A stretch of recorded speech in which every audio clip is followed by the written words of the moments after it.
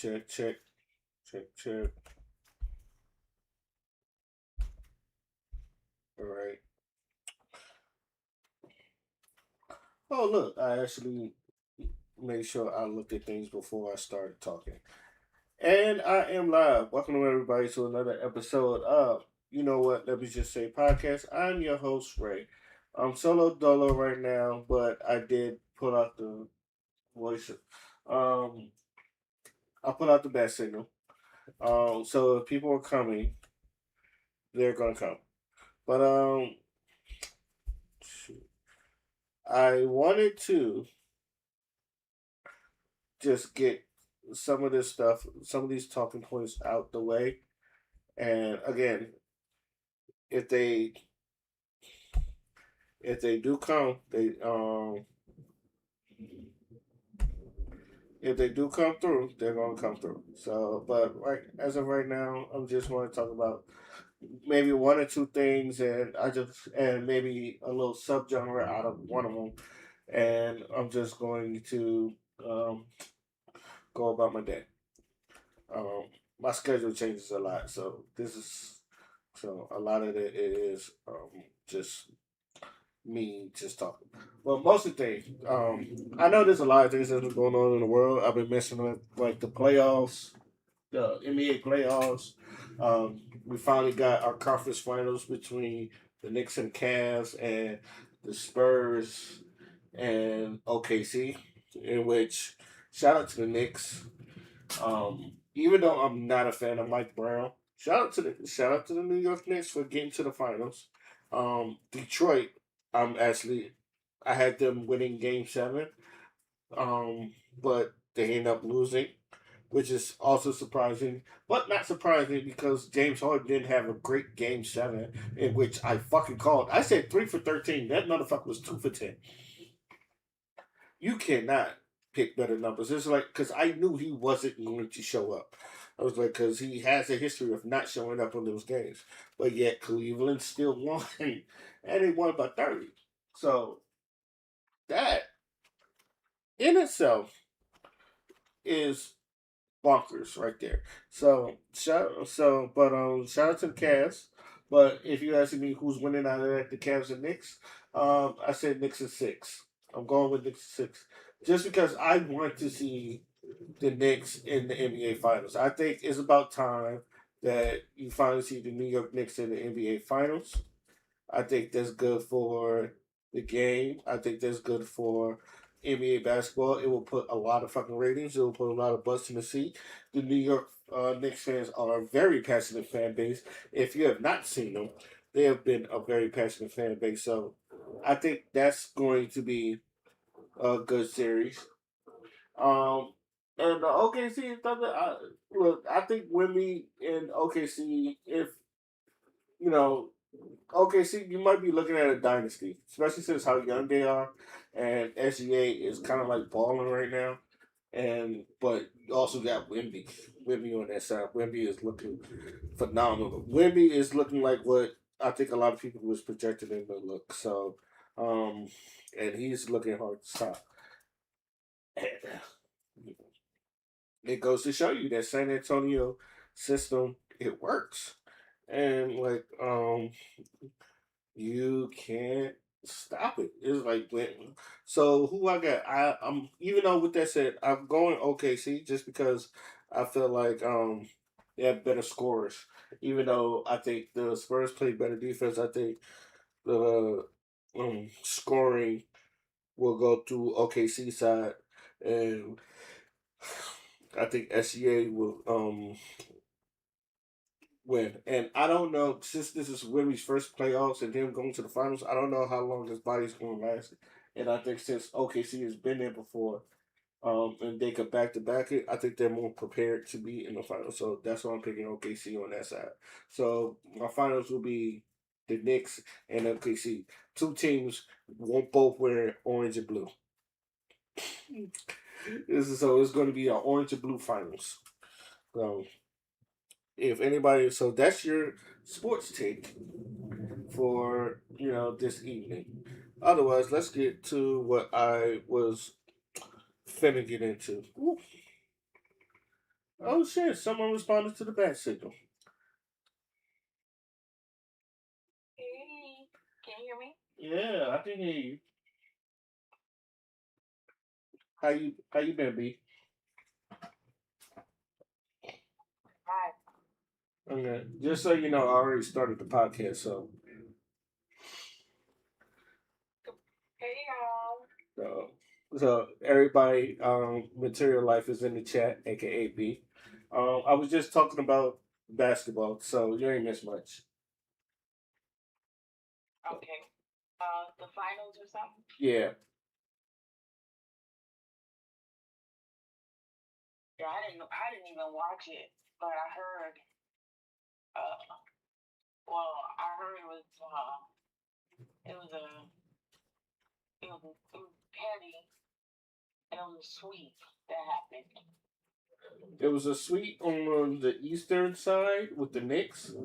Um, they swept the six. They swept Philly, and it was bad. It was like four home games for New York. Like it was two in New York and two in Philly, but the Knicks fans went down to Philly and was buying out the tickets in Philly just so they could be louder than the Philadelphia 76ers fans. Are you serious? Yes. So imagine you on your home court and you're hearing "fuck Joel Embiid," and that's on your home court. Like, yo, that's how dedicated. Yeah, that's how dedicated the new. From New York niggas to do shit like that. No man, cause they got money to waste. Like to them, that ticket's probably light work.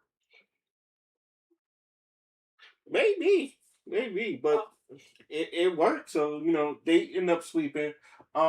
Yesterday the Cavs and the Pistons. No, you make this seem like New York really ain't been pressured since last. Wasn't they in the finals last year? They was in the conference finals last year, and they was two games from. Yeah, they was two games from making it to the finals. They were doing really good. Yeah, they were. That so, they should have won that series though. They should have won that series though. Yeah, they can win.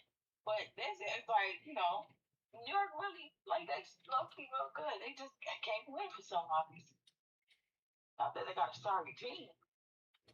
It's just I think when the dude got hurt on the last game, we was like, really? How you let that happen? It's basketball. Yeah, but like like when you see somebody go down and you like, bruh, really? Oh yeah. Like, teams be play like they be finesse in the system. They already know who's gonna win it. It just so the way he just went down, it was just like, bruh, should have just not even came to work that day. You just gave me Chicago Bulls flashbacks with Derrick Rose, but he tore his ACL, so that was it's still a sad moment for me. I still be sad about that. Uh, okay. Is Derrick still in the league? No, he retired. Actually, he retired this year, and he got his jersey hung up in the Raptors. Yeah, he retired. So. I remember the joke was he stayed injured, but he was in the league. Even though he was always injured, that was always the joke. It kind of fucked him. If fucked him up mentally, I will say that because he was. I think he was good. The next year he was good, but he just didn't play. And then like we ended up going to the playoffs that year, and then he played the next year, but it was just. That was a running joke that he was having. Like he'll give you a good for 6 months, or not 6 months. Like he'll give you a good solid early season. By the end of the season, he's done. Man, as a Bulls fan. But then again, people be saying all sorts of wild stuff. Oh yeah, you ever see Knicks fans when they win a game? You ever see the Knicks fans when they win a game? Like how the Knicks fans be reacting to the games and shit? No, yeah. Oh,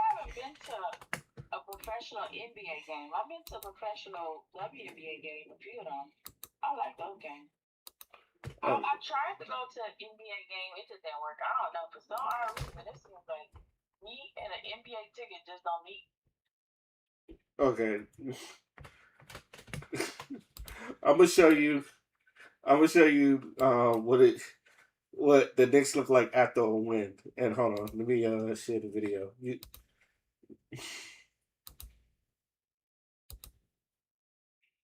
So hold on, bam.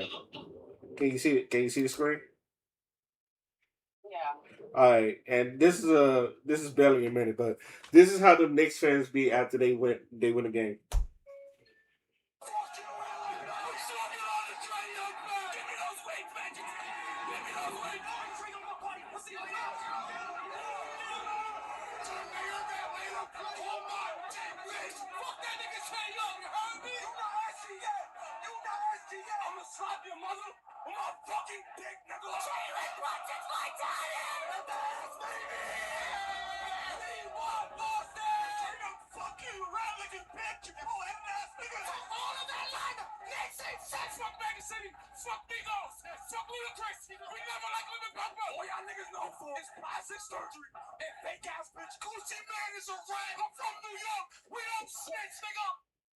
That's that's them in a nutshell. You see? What?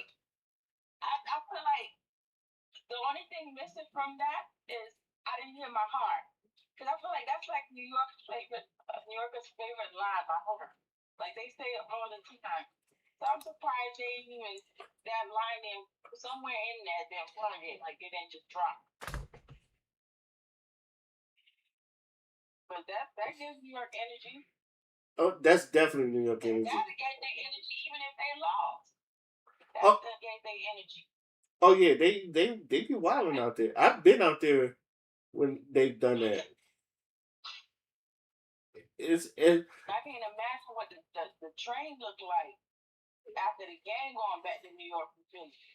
Oh, they be deep. Sometimes I be seeing nothing but Knicks jerseys. But also like during football season, I be seeing nothing but Philly jerseys, the Eagles jerseys, especially when they go to DC. Yeah, I be seeing they be deep out there. The fans be deep. They actually ride out. So,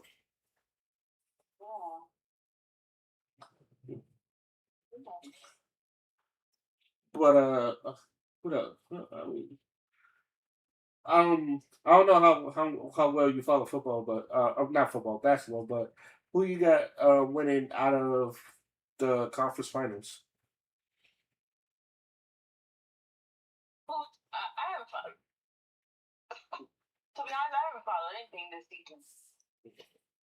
Okay, so it's the on the West you have the Thunder and OKC Thunder and the Spurs, San Antonio Spurs, and on the East it's the Knicks and the Cavaliers.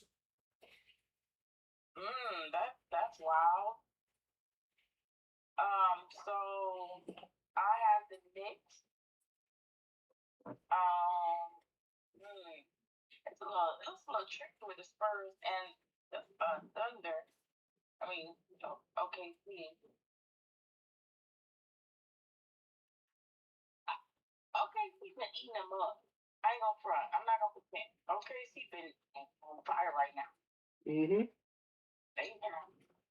They also they also they swept their team too, if I'm correct.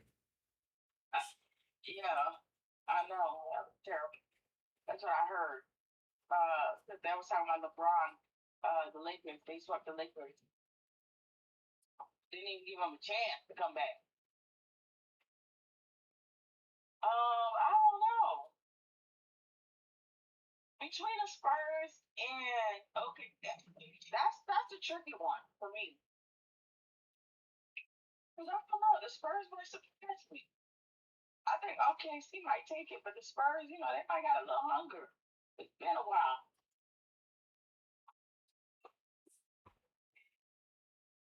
Okay, OKC is trying to hold their OKC just trying to hold their trophies. The Spurs trying to get in the game, you know. But sometimes a little hunger is different.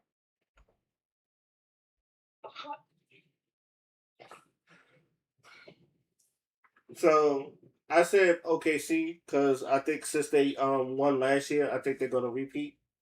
So I think the experience is there, and usually with like you know who Wembanyama is, right? Mm-hmm. Yeah.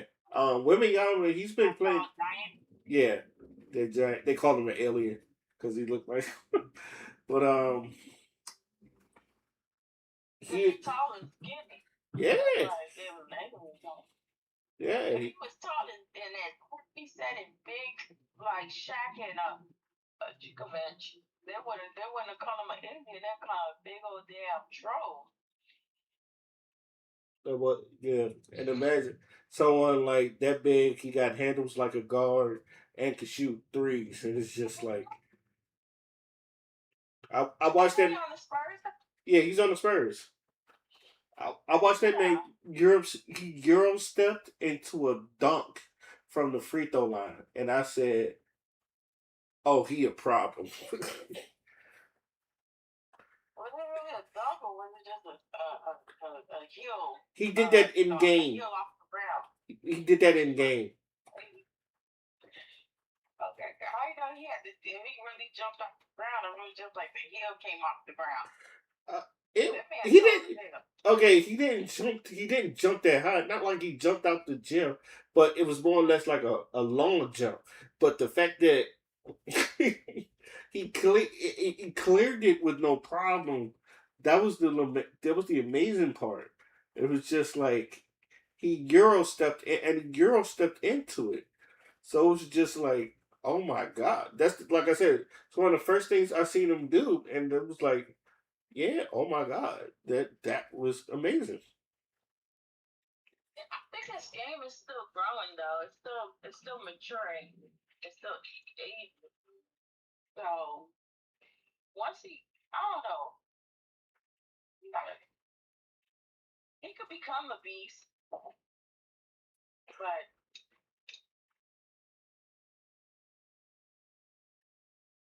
I, I don't know if the Spurs could really go against New York. Like I don't think they really have that dog in them. Like that's why I don't know.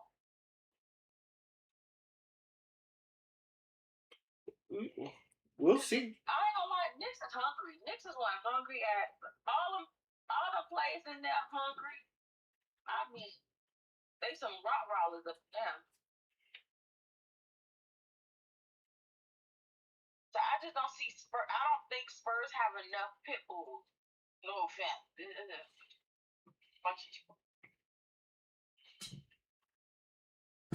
Well, good luck to whoever make it. So you have the Thunder and you have the Knicks. Yeah. So yeah, you have to I say would love to see the Spurs make it. I would love to see the Spurs make it, but in reality, I just think I think OKC gonna make it. That's just it's gonna be a Thunder's game. okay. You have But I this. would love to see the Spurs. No, it's always it's good to see a little you know just a story of like a unbelievable story. It's always good to see one of those.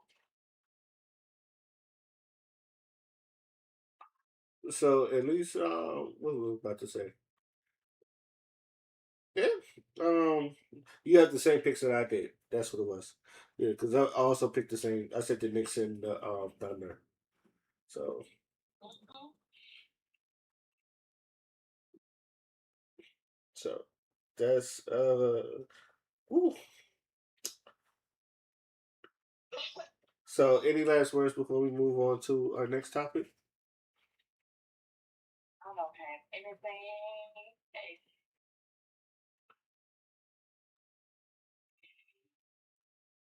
You know what I just realized?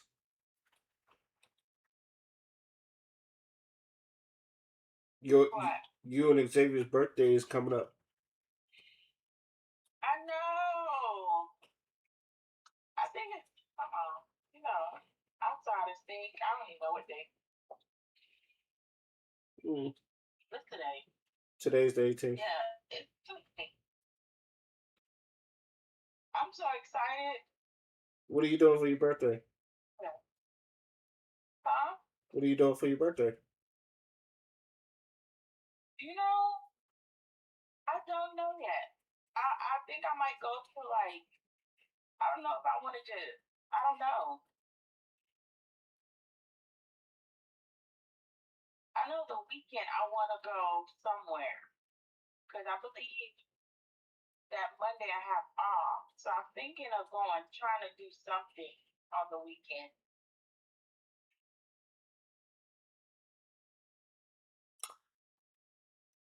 So I think um yeah. I mean, I hope you figure it out. You know, when I realized that I don't throw parties on my birthday. That's what I realized. Party? I've To the never, club? huh? Like to the club? Oh my God. I've been to okay. I went to okay. The closest thing, and I didn't even throw it. Everybody threw it for me, and this was when I was in the Navy, and uh, it was a night out with the boys, and it was also my birthday, so we all did just kind of like it's like a 2 for 1. But I've never really thrown a birthday. I've never really like thrown a birthday party or had a birthday party.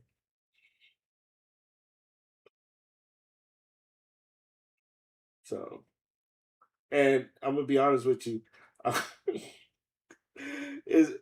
scared to throw one.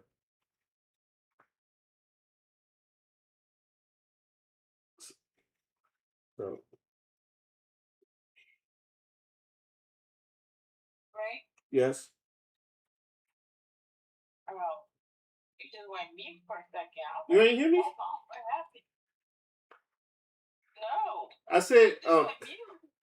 Lord Jesus, I said I've never thrown a birthday party, and I'm scared. I've always been scared to throw one.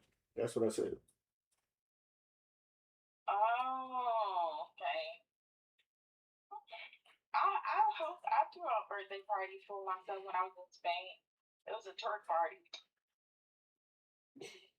What is that? A twerk party? A twerk? Nothing but ass in the Oh, a air, twerk? ass shaking, ass in the air. Oh, a twerk party.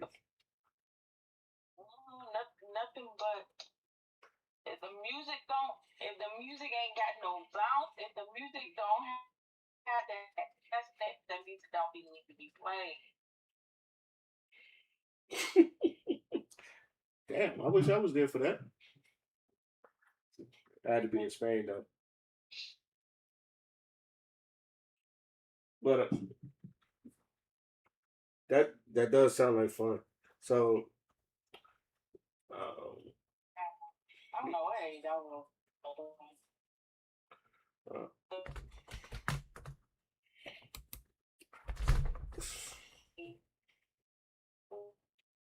uh, now you breaking up now. Oh, yeah, I was trying to think. I don't know what age I was. I was probably like 22, 23, or 24. I don't know.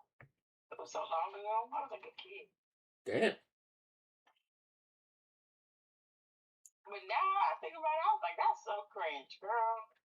Yeah. Like, what are you doing? So you wouldn't throw another one? No, that's so cringe. I don't even go to club, let alone be over there twerking. I haven't been to a club I, since damn, since I left the Navy.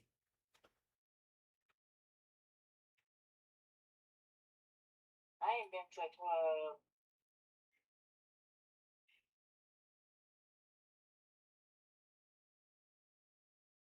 I wasn't born when the last time I went to a club. I don't know. It's starting to get old. Oh yeah, yeah. I would go to like lounges or like nice little restaurants. They have like little jazz music and stuff like that. Right. But like places where you drink your hard liquor and dancing and not, man, you go over there. Oh yeah, because you don't want to be the old chick in the club.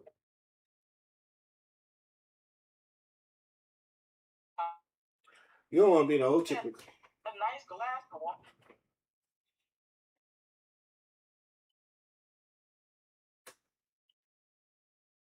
You can get a table, a chair, nice glass of wine, some nice music. I'm okay. Sure, I'm the same way. I think that's probably why I like bars. So, shoot.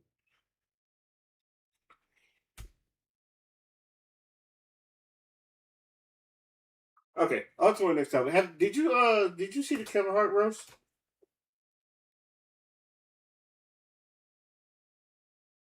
Not really. I watched some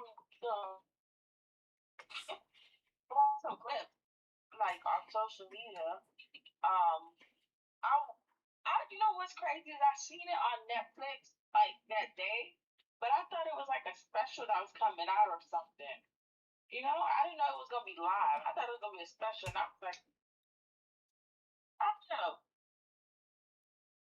Like I used to like watching like some of those comedian stuff, but they be dry. The humor don't be humoring so much, so I didn't want to watch it. And I ain't watched no other roast before, so why would I watch that one? Would you even be a fan of roast?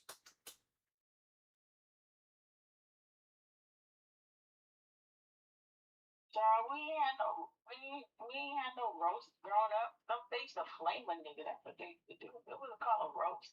Roast is a white people stuff. So okay, But a black people they'll flame you. That's how you know they about to flame that nigga real quick. And that's when they start cracking jokes on you nonstop. Flame your ass. okay. So let me ask you a question. From what you've No seen, one was saying roast. I'm gonna roast you. That don't even sound black. oh DC, we go. I'm about to fire you up. Or they'll say I. Exactly. It's like I'll roast your dumb ass. Like it got a little sauce to it, but it's just I'm about to give you a roast. No, nah, no one says that. Like that shit sound white when you hear it. Lord knows, oh, you can't even say things sound white. People start feeling some type of way about stuff sounding white. No, but you do have a point though. You do have a point though. Because with black people, when we know we about to cut up, we say something. We'll let you know we about to cut you up. We give you. I'm We about to don't flame. say everything but rules. Yeah, yeah. You're like, I'm gonna flame your dumb ass. I'm about to cook your ass. I'm about to, Exactly. I'm gonna fire your ass up. It's like a synonym for roast, but it's not Exactly. gross. But we never just really sit there and be like, oh, okay, I'm gonna roast you. Like, Well, say shit like that.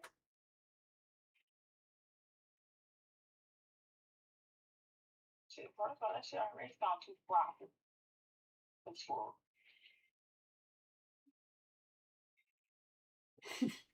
so from what you saw, white people don't be having no seasoning, so they'll say a roast. yeah. Okay, so what you've seen, what did you think of the roast?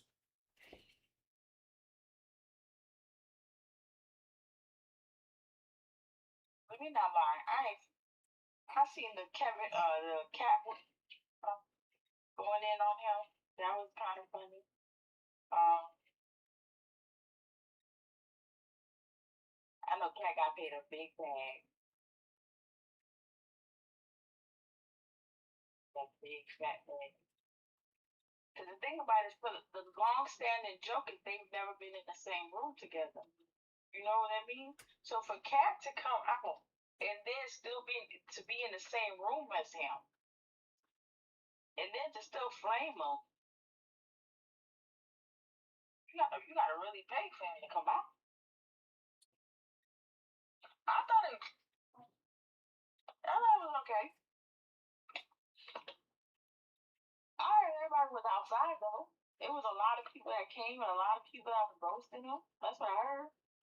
So, But it's weird to me though, because people were like, "Oh, it feels so good to finally be able to say." I think I seen a clip where it was like, "Oh, it feels so good to finally be able to say the R word." Not the RB word, but the RT word. I know what you're talking about. And and the S word, the ST word. And I'm like, so first of all, it take Monique, Monique Tell to go make that little comedy special where she talks about herself and calls herself all types of S words and all types of R words. And then all of a sudden it's back to being okay to be saying that. Yeah,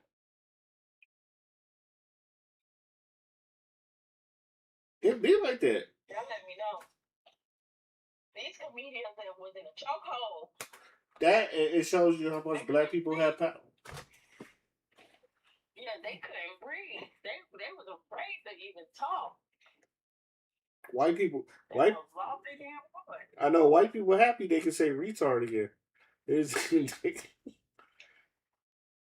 oh, we can say that again. Oh, and they wasted no time. No time. So, um, so did you hear any of the so-called racist jokes or jokes that like you felt like that was over the line? I don't think any joke can be over the line. You don't think so? It's just not funny. No, it's just not funny. That's it. It's really just not funny. Okay. Because there was a lot of people. If it's really, But it can't really be over the line. It's just not funny. It's funny to somebody. It just don't be funny to us.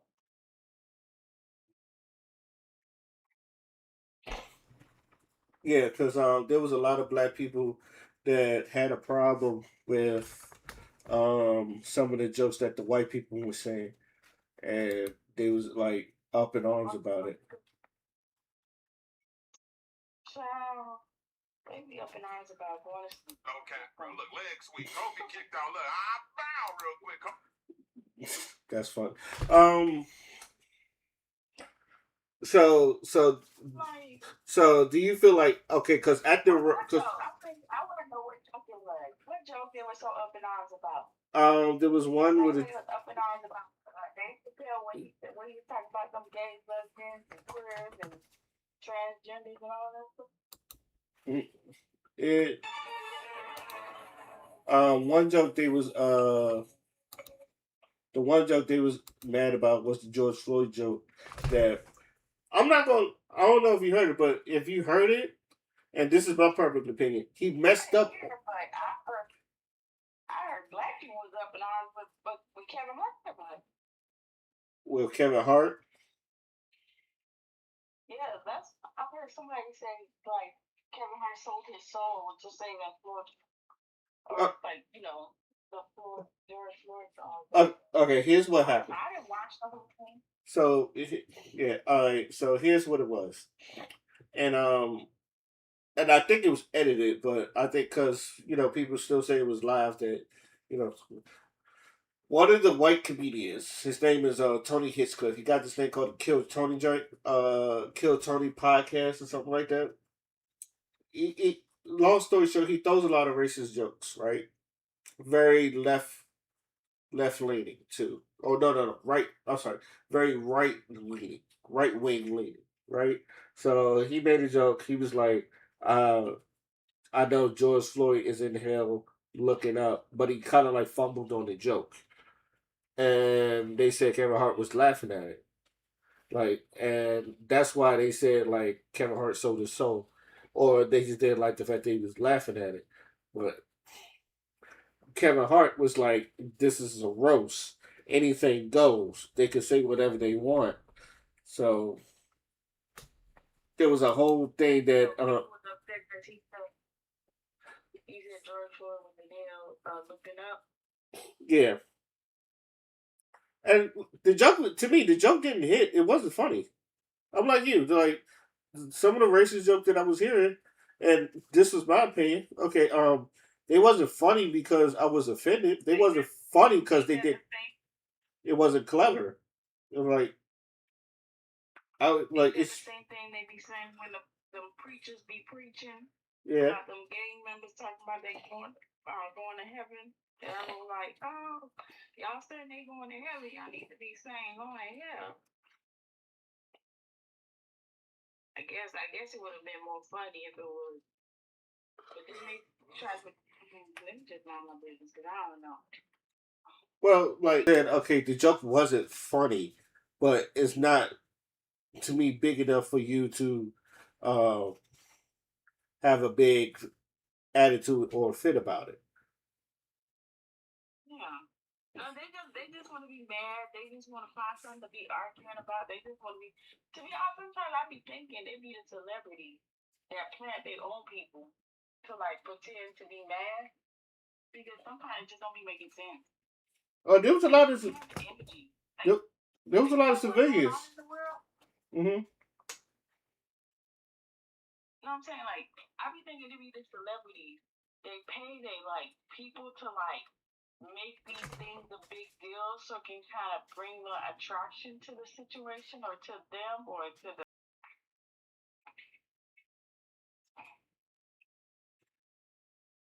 So yo, B, I think you. So I think you partially read mine because that's what I had a rant about that.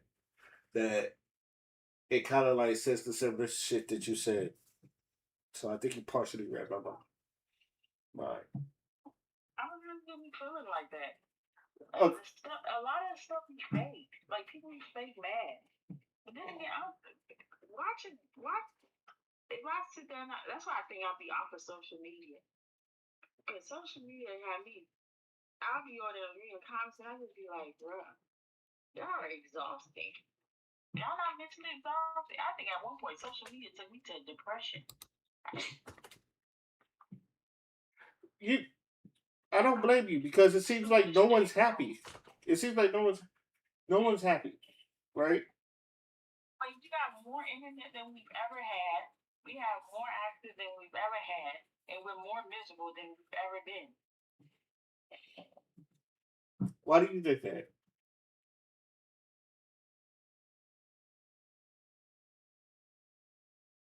I think we naturally, I think we really some miserable people, and we didn't realize it. I'm starting to believe it.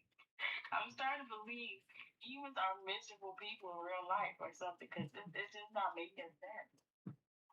Like we were functioning depressed individuals, and now we're not functioning. So I don't know. I don't know what triggered, what changed in our life because we were functioning. Uh, every black person was a functioning person on depression. Honestly speaking, we was all triggered, and we was just going through life. Now we still triggered, and we ain't going through life. So I don't know. I don't know.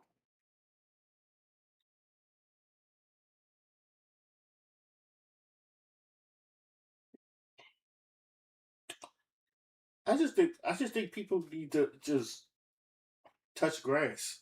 That's or for other people. So the Go way ahead. these mosquitoes and these damn life eating animals is tearing up these skins. I don't know. We need to be touching any grass. These grass so damn toxic. You don't think the grass? Yesterday I went, man. Let me tell you, I got bit yesterday. Or I got bit. Was it Friday? It's Monday.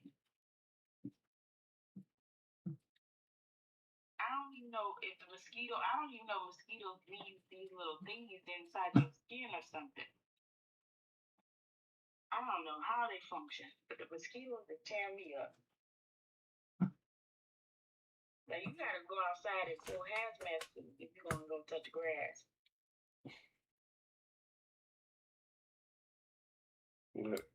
Don't be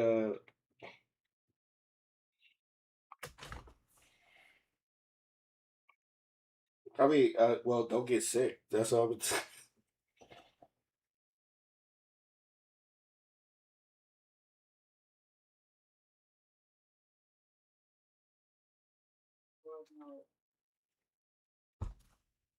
The food we already eating plastic food.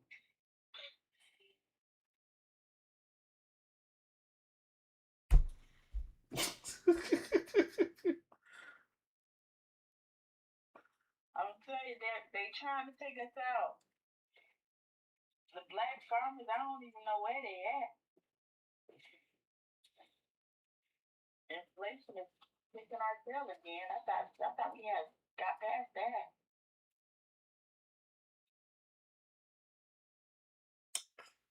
But I see that. But what was it? What was I saying? Okay. First off, I just want let me get this. First off, let me just say that comedy is subjective. That like what you may find funny, I'm not going to find funny. Nor did I think any of the jokes that they were saying, or at least from the white comedians, were funny anyway. I didn't think they were funny because they were offensive. I just thought they were funny because they weren't clever. And it was kind of corny. And they, even though like they had writers, like you could tell, and because I watched the whole 3 hours, you can tell that they was real uneasy about that. But also because there was people who's like, oh, especially black women, and then a lot of people was like, oh, like they felt like they was getting on Cheryl Underwood or black women the most. But in my opinion, if you watch that, black women got off easily, and like they didn't. Regina Hall was there. I don't know if you saw it. Regina Hall was there. They didn't even throw a joke her way. Regina Hall didn't get any jokes thrown her way, and Did she roast Kevin? Cause she did roast. funny to me. She did roast Kevin. Huh? She did roast Kevin. Oh, I think she is hilarious to me. She has like this little dark humor. Like it just be like she don't even try to be funny. She just be okay. Oh shoot! Speaking of dark humor, guess who just joined the chat?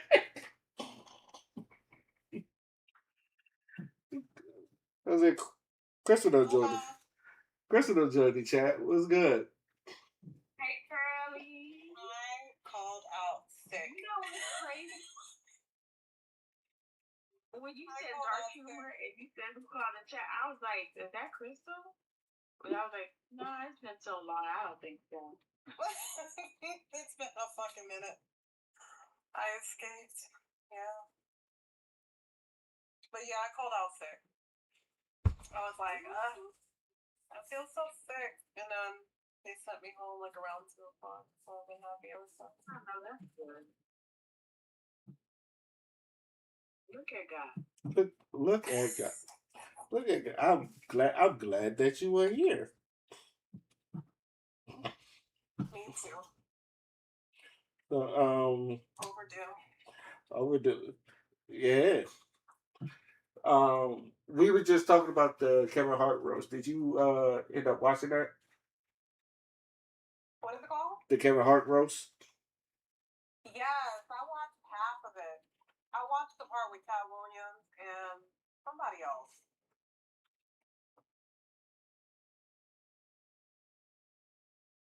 So Father done into the chat. What's going on, Father? Don't read me.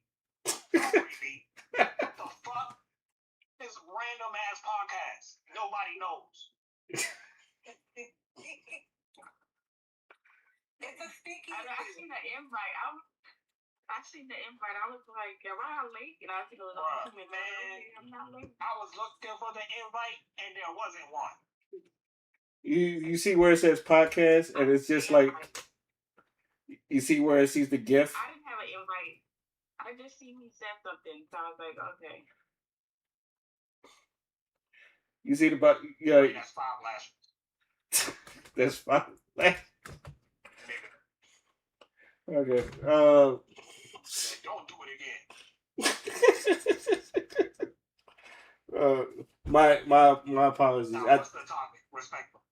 We was talking about the Kevin Hart roast. Oh, Kevin Hart key into a motherfucking George Floyd joke. Yeah, he's cooked. Okay, Cook. so did you watch? Did you watch the roast, Father? Or Absolutely, motherfucking not. okay, I'm so not waste my time. that part was okay. That part was edited. Even though I know they say it was not, there was some parts that was just edited because it was a longer roast, and I think that would made it look bad. It was just, but he wasn't keying at that though. But I think second, I think he was drunk mostly. So, and then third, like he and I don't know if this changed your opinion about anything. Like he come from a stable of comedians where it's just like a roast is a roast, and it's like everything is just like it's no holds bars. So um, it's like you can say whatever. Oh, there go Dion. It's his new account. There you go. Nigga, what the fuck kind of a what is that? That looked like blue Hold from. on, let me go. Let me go to. Oh yeah. From the imaginary partner. Yeah, I did not update my profile photo on here yet. because that's definitely not a Gengar. Because that is fucking disgusting. That is definitely not a Gengar. Give me a second. I know That last account was, I don't know what type of hack you got yourself into, but that was a lot. Boy, you try to. Dion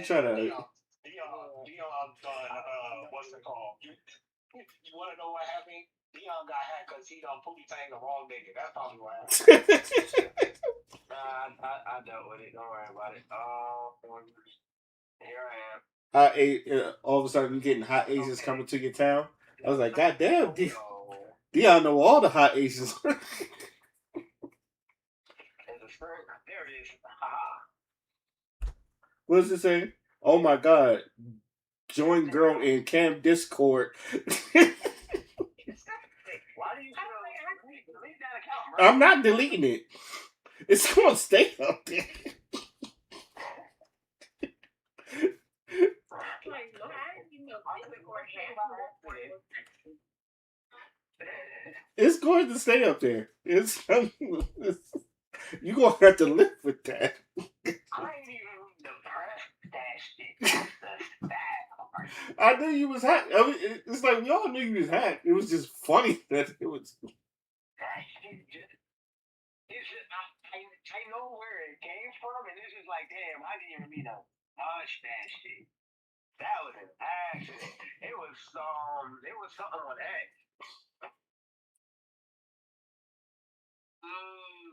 Oh shit. Okay. To catch up, because I was talking about the Kevin Hart roast, and since did you watch it? That was actually fun. That was actually fun to watch. Okay, so you know the whole controversy about they think Kevin done sold his soul.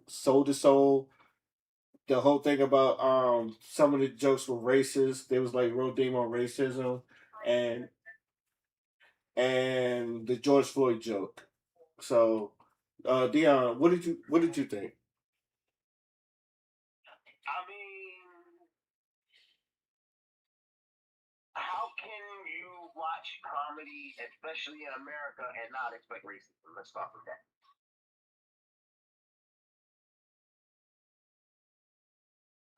Yes. I don't know how nobody was not expecting. Nah, come on. Especially if you knew all of the white people was gonna be there. You come on. So let me ask you a question. If a comedian went up there and made a Latasha Hollins joke, would you laugh? Remind me who that is again? The girl who got shot innocently for trying to buy juice by that Korean.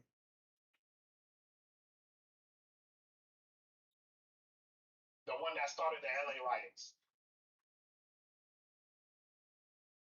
That's not a fair comparison. It is a fair comparison because George Floyd was made fun of. And George Floyd is like a trauma point for a lot of people. Listen, see, there's a misconception because niggas think that because it's comedy, it means that it can't be offensive. And that's not the case. There have been plenty of times where comedians will make a joke. We all know the context. Like, come on. Like, Dave Chappelle is like enemy number one when it comes to this, by the way. Makes a joke, and it doesn't go well for a certain demographic of people. So, my thing is, you can say all day that, oh, you can't, it's America, you can expect racism because we make it in comedy. But that doesn't mean that people won't get offended because racism is offensive. Now, there's a difference between a good joke that features racism and a racist joke. Telling somebody George Floyd is looking up at them and he's laughing so hard that he can't breathe, you don't like, come on, come on, come on, come on.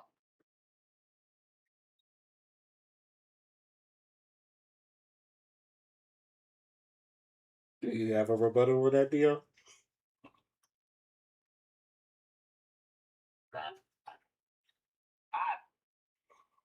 You just gotta look at it for what it is, bro. Like, comedy is comedy. But, nigga, there's a difference between me making a racist joke about two black guys can't face a wheel because one of them got stolen versus George Floyd is looking up and he can't breathe because he's laughing so hard. Nigga, that's not a joke. So, Father, let me ask you this. I know you didn't watch it, but did you hear the Charlie Kirk joke that Pete Davidson said? No, I didn't. I gotta look for the joke, but Pete Davidson said the Charlie Kirk joke, and I guess people could say the same thing about that.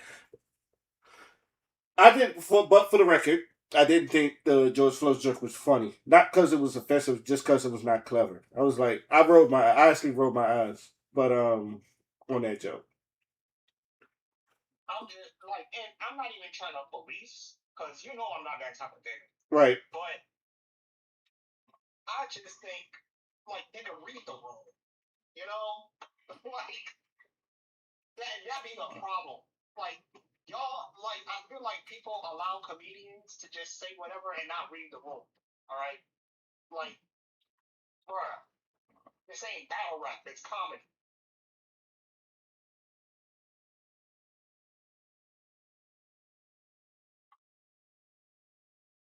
Anyone else on the rebuttal?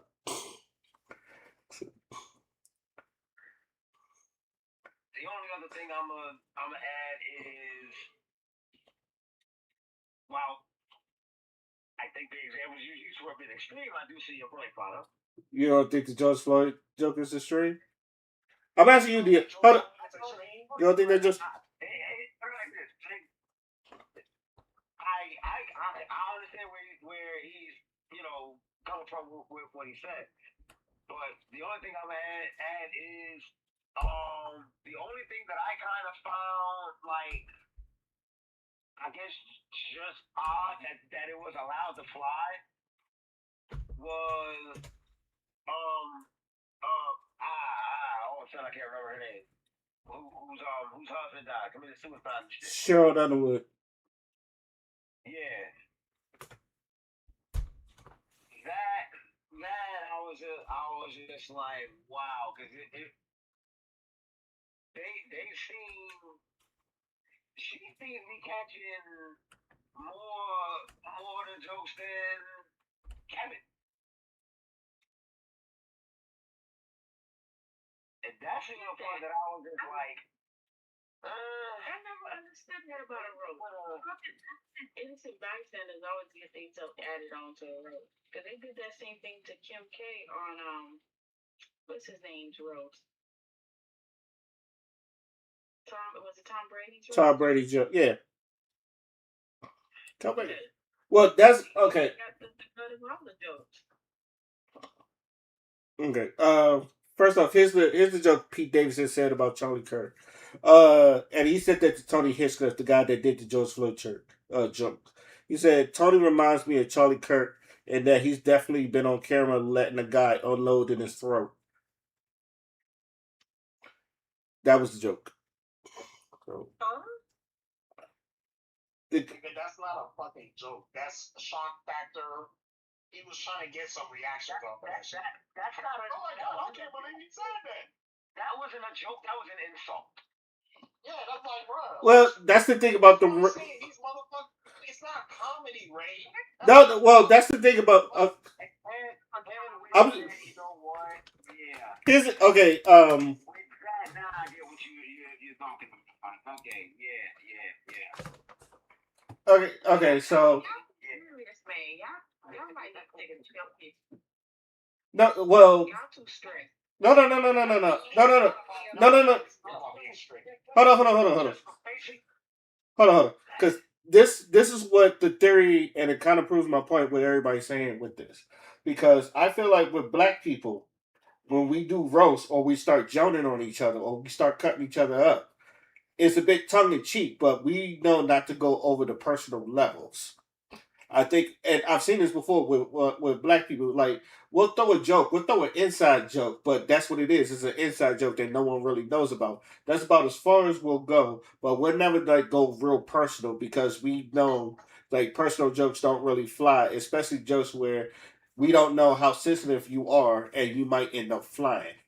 White people, on the other hand, they don't care.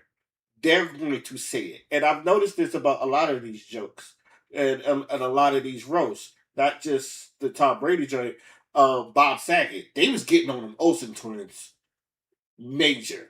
And I think that one was like where Bob Saget was like, he didn't like what he was said. I know Tom Brady had a problem when they was talking about what's his name, Roger Clark, the owner of the Patriots, and that whole masseuse therapy joke that was just going on. But a lot of those roasts, the white people, they go to the gusto, and I noticed this with black people. They don't really do that as far. They'll like will cut you up, but it's for the funny, not really for the shock value. They're going for the funny.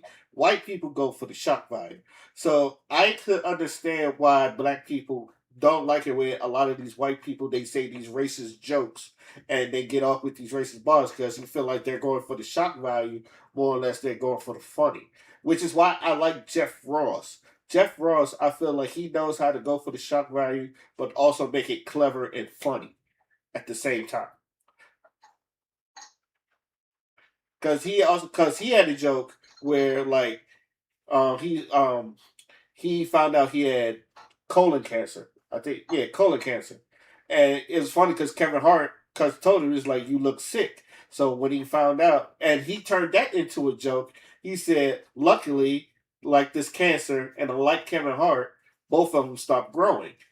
That's a funny, that's a funny joke to me. I laughed at that one because I feel like that was clever in both for what it was, but it also had a little shock value.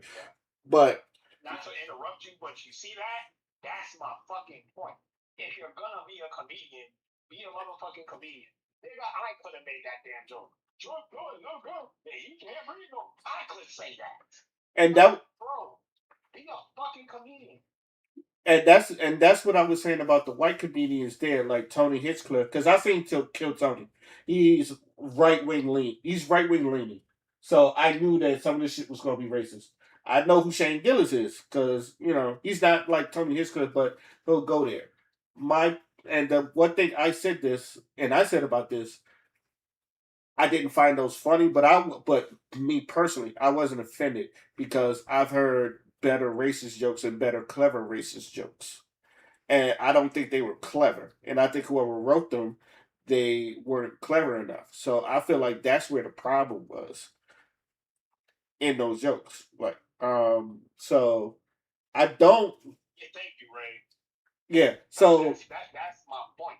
I'm not talking about, oh, they can't say whatever they want. Obviously, they can. That's not the issue. The issue is if you're going to say shit like that on a national motherfucking platform, some shit is traumatizing. You know, you gotta cater to your audience. Now, if you said that shit at a low down country club or whatever, then fine, because like not a lot of people are watching that shit. But then again, you would still have to deal with people who might be offended by that. But on fucking national live motherfucking television, where you know the shit is on Netflix and shit like that, you don't know who the fuck is watching. Of course, there's gonna be backlash, nigga. What the hell?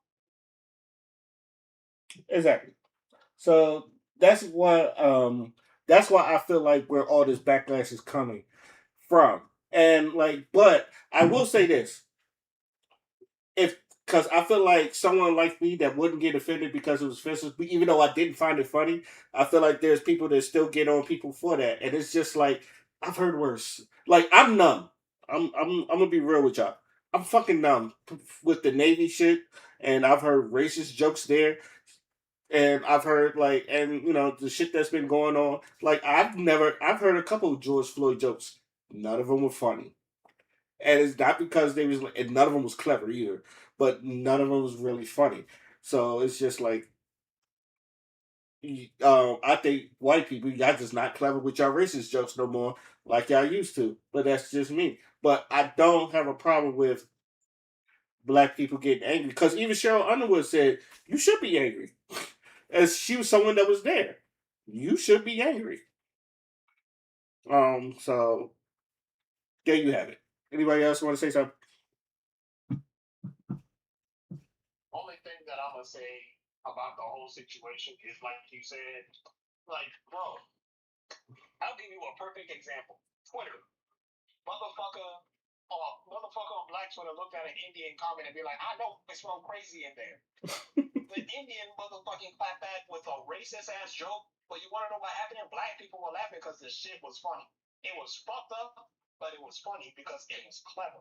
I don't even remember what the Indian dude said, but I remember Black Twitter were having a motherfucking field day and it was just jokes. That's what I mean. You know what I'm saying? Like I'm not like you can have your little racist jokes or whatever, but nigga, you're either funny or you're not. Shock value isn't funny. It's shock value. Anybody can do that shit. But that's why George Floyd can't breathe no more. Like, nigga, like, bro, you're not just gonna sit there and pretend like the nation, like the entire world wasn't protesting for that shit, and you gonna say that shit on? Come on, read the room, bro. And that be my issue. Read the Yo, motherfucking room. Just because you're a comedian don't mean that you can make a joke out of everything. yeah, yo. By the way, Father, you remember the shit what happened with Skullgirls, where someone made that same joke, and how Yes. awkward I that shit remember. was. And he said that to a black woman And too, then they got banned. Yeah, he said that to a black woman. and she was like, "Shut up, stop, just stop." She was. It was so bad. It was so awkward, and she was like, she tried to move on because she knew that like it was solid for like a whole fucking minute, and then he tried to explain himself, and she tried to save him. He said, "Don't say another." She didn't say this, but she was like, she had this attitude like, "Don't say another fucking word," because you done killed your career. I think she knew that he done killed his fucking career, and that shit was. I was like, whoa. Whoa, that was bad. Go ahead, Dion. I feel like you got it. Oh, nah, I was just unmuting my mic because I just got done doing something. Okay. Anybody else got something to say? Because there's another thing I wanted to. I want your opinion on this because this is because I done seen this a lot, right? So for those who didn't watch, Cheryl Underwood, she got jokes about her too, but I think most of it was about her dead husband that committed suicide. And then that come find out that happened like in the 90s, but you know they now for fair warning they did ask her if these jokes was cool and she okayed them, but she had the best set on the on that roast, And I feel like a lot of people are not championing her having the best set, but getting on the fact that there was black jokes that was made about her, and I feel like there are people in this world that don't really that just keep manifesting and making black women victims, and I'm not a fan of that. So, because I done seen this with the Sheena Arnold thing, and the whole Coming to America thing with Patrice McDowell, the dark skinned woman that was the little sister, and they would say that why was she undesirable, and then people misconstruing that, and I feel like there's a slew of people that just want to keep black women as victims, and instead of just praising what they do, to make themselves look good. Um, Agree, disagree. Actually, my favorite part of the show was the finale. That's just me. What'd you say? My favorite part of the show was Regina Hall. She was funny too. Yeah, she was funny too. To me, she was the best part of the show. And they didn't even throw no jokes her way. Actually, no, I call her time. Excuse me. Her and that intro by Usher. I thought that felt. That shit was hilarious. I just want to say Regina Hall can get it. I thought the Usher joint kind of fell flat. I thought it fell flat. I don't know. It was unexpected for one. And honestly, the way they blended that together was good. It gets points for creativity.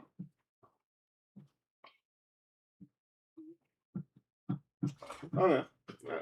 All right. But okay. But other than that, do y'all agree or disagree with the theory that I have?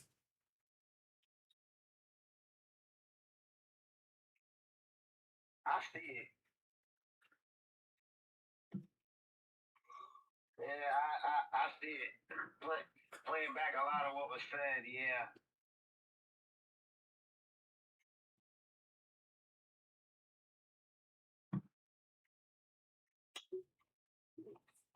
Okay.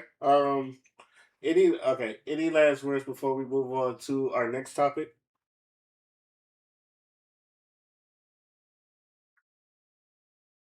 We're all about to start.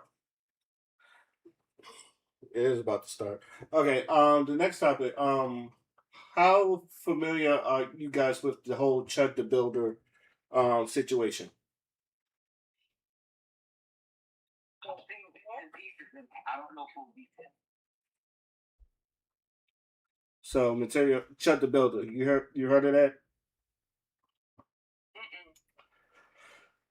Not to this little case of his recently.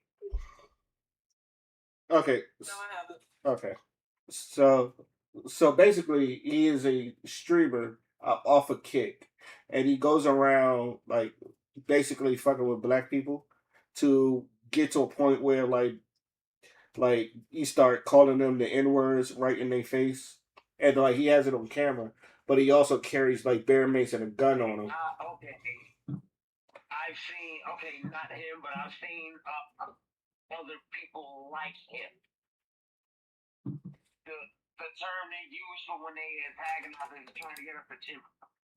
It came from him. He's like, they're chipping out, and then like he's saying all this racist stuff, and basically, trying to get black people agitated. But then he claims freedom of speech, and I should be able to say what he wants, and then like goes to the cops, try to get them arrested and go to the cops or some shit like that. So that was basically who he was. So that dude, he ended up. I guess there's a brother that ran up on his shit, and he tried to shoot him, and he ended up shooting himself.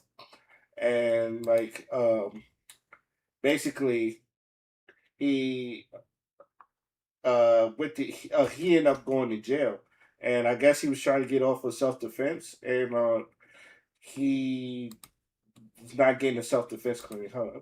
Uh, this video should explain some of it right here. evidence shows that he cannot claim self-defense. Yeah, he's good. Oh, and the prosecutors are trying to get his GoFundMe suspended. You see, Chud the Builder lied. He been took out his firearm while he was calling the man slurs. And that's when footage shows him and the man tussling. So not only you admitted online that you were looking for black people to antagonize you to use your firearm, but they caught you in 4K ripping your firearm, walking up to the man, calling him slurs. So you Ben was ready to pop him. And now all that money he raised online, the DA's office is trying to get that frozen or canceled, which they have the power to do, by the way. So I really wonder, is Chud the general population asking people if they're gonna chip out? Like I really wonder, I wonder how much fun he had in the general population. All y'all that kept screaming, "Oh, self-defense, self-defense," yeah, it's not really know about the veteran's criminal past, like Chud doesn't have one too. Problem is, Chud ran up on him solely for the color of his skin, which he admits. Major. So They gonna whoop his ass if they ain't whooping his ass already. yeah, I was gonna ask. Y'all have any thoughts about that? That whole situation? So basically, the guy that was antagonizing black people, he's the one that shot himself. Yep. He gave himself the cheddar bob treatment, as we would say. They really started calling him Cheddar Bob. They called him Cheddar Bob. Okay, so what I felt is he messed with the wrong ancestors and he got his ass handed to him in a handbasket. I think justice was served. Clumsy motherfucker gave himself his own karma. Yeah, honestly, I think this is grand opening, grand closing. How did it get to court? Like, what brought it to court? Him shoot. He shot the veteran. It was a disabled veteran. He shot. But he also Oh, okay. the guy lived, but he also shot himself as well. Literally, if I remember reading this correctly, they literally arrested him as he was trying to leave the hospital. That part. I thought he just shot himself. He shot someone else along with shooting himself. And like I said, if what I read was correct, they literally scooped him up and arrested him as he was trying to leave the hospital. So he was in the process of making a YouTube video? So he got this all recorded. He got a stream on Kick. He's a streamer. He's a streamer. Oh, so this was on live 4K. Yep. Yes. They just be dumb. Just be doing dumb stuff.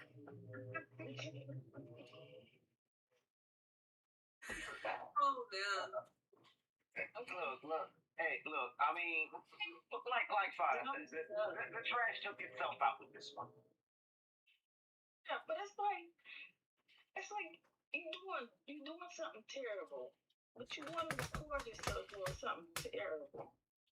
It's like, do people really need to run people nowadays? And he's now paying for it. He's probably getting the Tyrone treatment from some big black dude named 90 right now. The way he looks. Black man. And all the other been like, oh, and long enough, he gonna see the nigga take shit. I don't know who was watching his content. I'm sorry, but Other racist white people. Other racist white people. See. I've seen clips of him on X and on Instagram. I've seen the comment section, man. Yeah, and I bet you they all look like they don't take bad people. He showed them look like he don't take not one bit. The water don't hit him or miss him. That man look filthy from the front to the back. What if I told you he used to get pegged by a black woman? I believe it. He looked like it.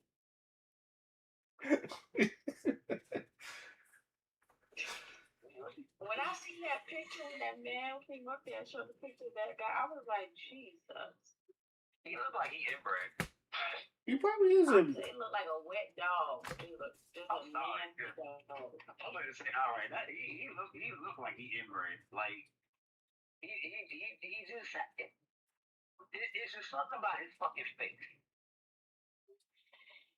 And I'm related to not one shower ever in his life.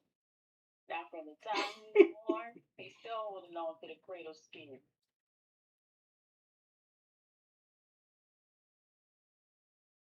Oh man. So, He looked like He gotta be in prison in the queue with his kind, because he's already probably in a racist state already.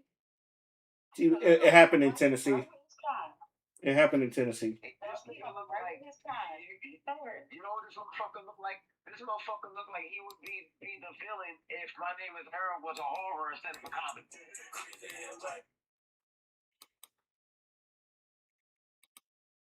He's gonna come back to Twitch. How many years they gave him? A few months? What, 2 days? He was on Kick. Oh, Oh, hold on. He's This not a veteran. He's going the fuck away. this is him. This is him in another. What did they give him for sentence? He hasn't got his sentencing yet. It's still fairly new and hasn't gone to trial yet. He faces up to 56 years in prison. Like I said, he's going the fuck away. Well, if he get 56 in Tennessee, child, I believe it. But I'm not seeing 56 in Tennessee. I came to the Not conclusion not me. people are bored. They do shit like that. Obviously, he was bored. He was literally dressed as a fairy. Did anyone see that? He was a fairy. How bored do your dumbass have to be? He was a fairy. To be a grown man dressed as a what? He was a fairy. Yep. He was a fairy. That's the first thing I thought of when you said that. Like, you must be really fucking bored and you must be on the DL. Because what are you doing, sir? You need color in your life. So you chose to go to the culture. And that's very versatile because you're that fucking bored. He had some color in his last night. My whole thing is that he knows that he's on the DL and he don't want to come out. So he's angry. And that's what he's doing. Like, he was that bored to go to the most versatile culture with all the different shades, all the different flavors, to fuck around. And he found out by shooting himself. Like, sir, get your life. Get your life. And now he's really where he wants to be. I think he did that on purpose because he knows that's where most DL men go. Or have to be at some point. The fuck? You're not fooling nobody. He wanted to go there. I've watched Boondocks. I know exactly what he's doing. Oh, Tom. Oh, Tom.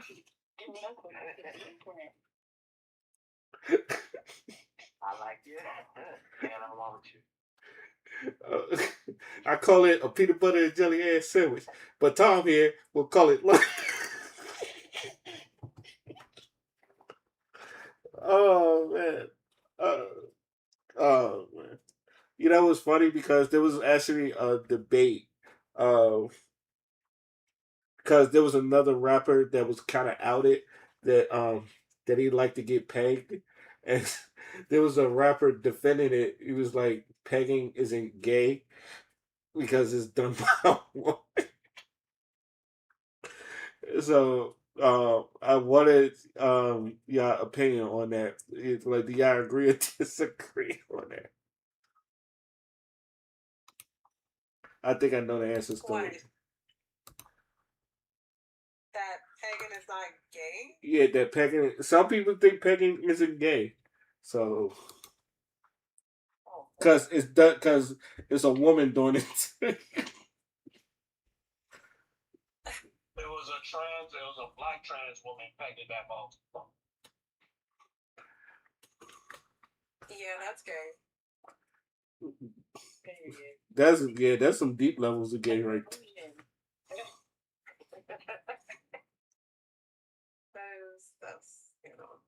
just that door is right from me there.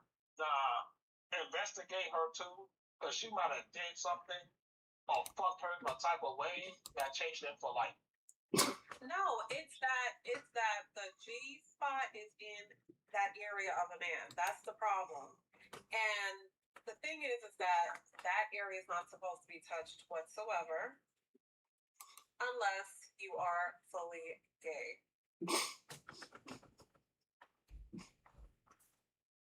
I'm just saying. She's right though. It was like,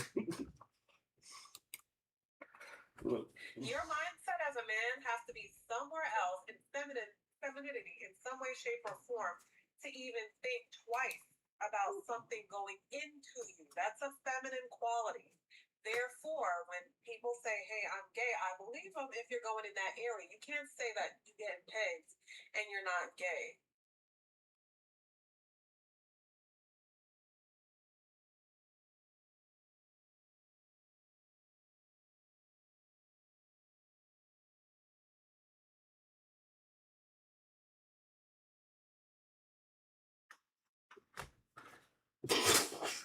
I'm sorry.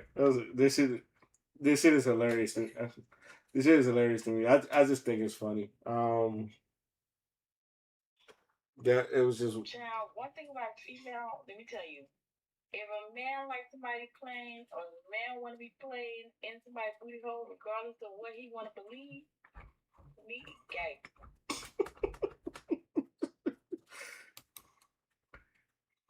In that boondocks voice, that's gay. girl. That's a booty, huh? If you playing in anybody's butt, that's gay.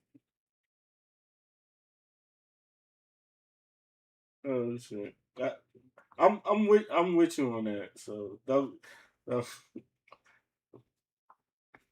And next step, Brazen ain't the place he want to be playing with. But I bet you ain't gonna be calling them niggas out there. Well, first of all, I'm gonna get real graphic here. go ahead. Men are not shaped for that shit. And I'm gonna just keep it real. That's why everybody have all these roots and shit. Y'all, men are not shaped for that. And the ones that are, they use a lot of lube. They like what they like, and that's beautiful. But it's the ones that think that pegging is not somewhat gay. And I think the problem with society is that we keep changing words to satisfy an ego that is going to be the downfall of humanity. What you mean? You're going through that pegging. If you look up the definition, clearly it's under the line of being gay, which is nothing wrong with that. It's just they need to stop changing fucking words around. It is what it is. Own it.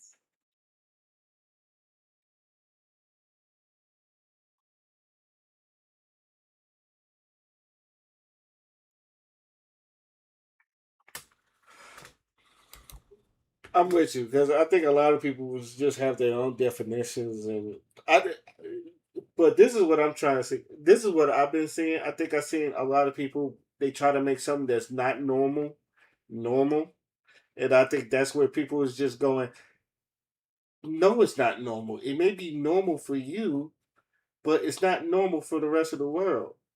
And I don't know why people like just don't use the term alternative because alternative is not bad. It just means it's different. It's like you live an alternative lifestyle that is different. Like two men living together, that's an alternative lifestyle. There's never saying like that's bad, or at least if you think that's bad, that's just an alternative lifestyle. It's different. But I think a lot of people is trying to make that like more traditional. And I said that's not a traditional relationship. So it's like there's there's there's a traditional is there's a reason why a man and a woman that's a traditional relationship because that's what majority of the people are in when they're in relationships. It's like other than that, you like they're just alternative, and it's like I said, it's not a bad thing. It just means it's different. But I think a lot of people just trying to make that seem like that's normal now, which is I don't really be agreeing with that. So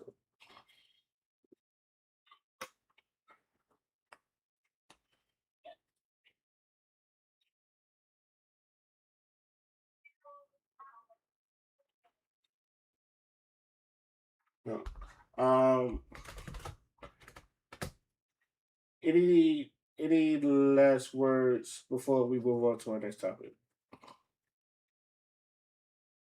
56 years, nigga. 56 nights my future. 56 next round. Okay. I will say this. Because Charleston White, he said he done said something that I think it pissed off a lot of people. But I'm just gonna say this. I think we're finally seeing that era where, and I've said this, like you're going to run into that one nigga that don't give a fuck is gonna beat your ass in front of the camera and not give a fuck who or give a fuck about going to jail. I'm glad I get to see that because I feel like if this kept going on, there's gonna be a lot of white people that's going to be thinking that they could just run up on any nigga and um say and do whatever. And because we are afraid of the law, not really white people, because we are afraid of the law because white people utilizes the law and black people we're more vigilante with our shit. We don't like getting the police involved. We feel like we can do it ourselves. You know, people think that black people pussy. And I don't agree with that. It's just that we don't really get the law involved in some shit. So, Charleston White, this is what he was saying during that whole spill because he wanted to give his opinion. Y'all a long time ago. When it comes to that white boy, they'll put him back in slavery. Now we all sit around talking about white boy can't ever call me, white boy can't ever spit on me. Well, guess what, Black America? I done fell in love with that white boy children. That white boy children just going around Mason to pick up my hat. What you finna get the champion out? I love children. I love children because you know what children is showing everybody? Black people are cowards. You can spit on them. You can call them. They won't do nothing. But if another black person says, "What's up?" They what you looking at? They'll kill him. If another black person does the things that Chud is doing, black, white people can go back to mistreat black people. I swear to God. And black people ain't gonna do nothing but take it. Everybody really just you know what's scary? They let them walk around streaming. Don't y'all walk around streaming and video recording us kicking each other ass? What's up? So what's wrong? I don't know if y'all heard most of that, but do y'all agree or disagree with what he was talking about? I barely heard anything that he said. Did you paraphrase? Yeah, it was difficult to hear that. He fell in love with the white boy. When he was talking about 6ix9ine, Say again? was this the thing when he was talking about 6ix9ine and Big Banks or whatever? No.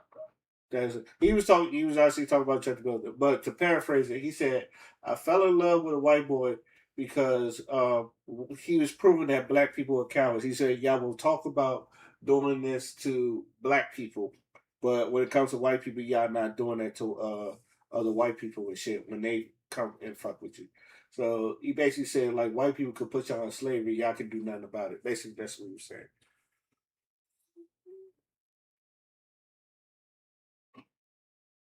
How did he get to that conclusion again? Because of the boy because of Chud going around, because that's what he was doing. He was going around, he was fucking with black people, and he said anytime when black people gave him a reaction, he's like, black people, he goes, "Oh, these black people are chipping out." Like he'll call them the N word in their face, right? And then like get them on camera, and then like he'll walk off. And most people don't know. Some black people they just do nothing. They just ignore it. But other black people is just like don't know that he has bear mace or a gun on him. So he's saying like y'all would do this with other y'all would when it comes to other black people, y'all quick to jump and fuck the nigga up. But when it comes to white people, y'all don't do shit. Well, I don't agree with that statement because some people they got a lot to lose. Some people they say, okay, he said the N word, and I don't think of myself as a black monkey or whatever it is. Plus, that word originally was niggas. Negus. It's a whole history on it. For the educated people, they're not going to jump at that because they know what he's trying to do: get them locked up, have them take away everything that they've worked for. And the fact that he's like, oh, we can be put back in slavery, I think that he's talking from a place of ignorance. Ignorance. Because if he was smart, he would understand that no matter what fucking color you are, you're already in fucking slavery. We are literally eating toxic shit like strawberries and shit. We cannot even grow seeds in our own backyard without having to sign a fucking contract and get specific seeds. So if anybody is in slavery, he needs to look in the fucking mirror. It's much more to it. So I hate when people say, oh, if you, why you don't do this to this person? Why you not? First of all, it's a whole system that needs to be created. We had the Black Panthers, okay? And what did they do to that community? What did they do to that whole movement? They introduced cocaine. Unless he is going to have a solution to communities being burnt down when they're built through the black people of wealth, unless he has a solution to the systemic fuckery in schools, he needs to shut the fuck up. And that's all I gotta say about that.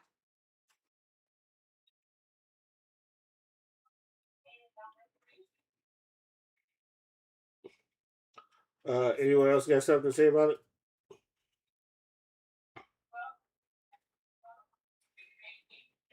I think Charleston White just, I think he lives to troll. He lives for this, like, like, to get in, like, to get people excited about, no, to get people excited about something so that he can get the momentum into his page and the people see him on social media. It's like whenever these people start dying off or like people stop paying attention to them, all of a sudden it's like they do something to be like people to remember who they were or something.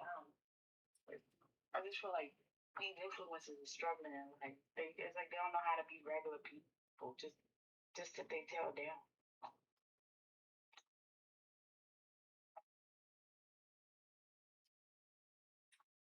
I 10,000% agree with everything Crystal just said.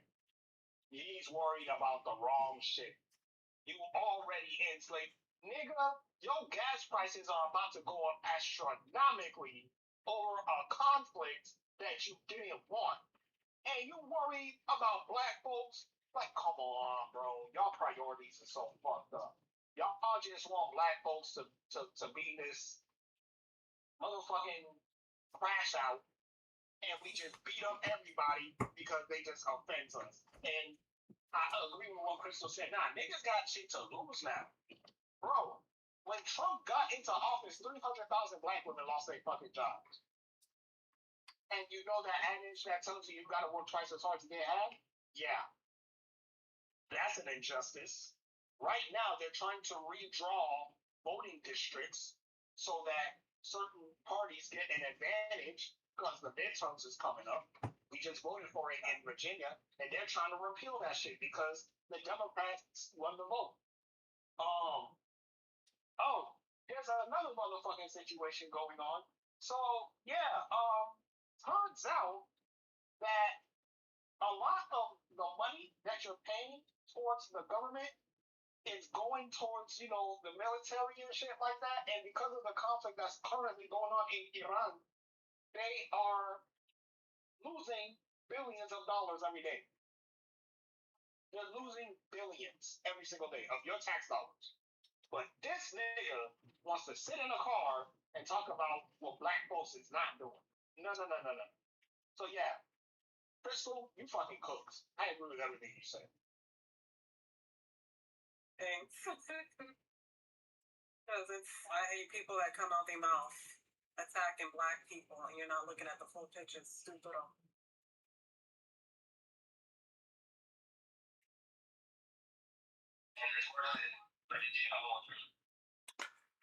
I always feel like there's people that knows a portion of our history but doesn't know the full length of our history, or they'll try to use it to try to further their point to, or at least reach to their point to where it's not so like. I also agree with Crystal as well. Like everybody got shit to lose now, and I feel like there is better ways to like handle situations like that, like how it was then. Like either way, like the old saying, "Play stupid games, win stupid prizes." So he played this stupid game, and he won a stupid prize. But it's just like they're bigger. There's also bigger fish to fry, and in this world, so, and I think what the thing with Charleston White is, I think he thrives in chaos. I think there's a lot of people that just thrives in chaos and um, don't want peace. I think there is people in this world that don't want peace, which is why like this gender war shit between black men and black women, or men and women in general, why the flames keep like it seems like the flames are never being put out, or it seems like when we get to a point where we can have peace, like something happens, and like all of a sudden everybody motherfucking has an opinion on it, and it's like some of the stupidest shit you ever heard, and it's just like and it's just like those are the people that um just like it just keeps this fucking shit going. So I just hope like most people are just smarter than and to think of some of these people and look at some of these people as like the stupid people that they are, and then just move on with their, because a lot of them don't really be making sense from what they was talking about. So um yeah, like I said, any last words before we move on to our next topic?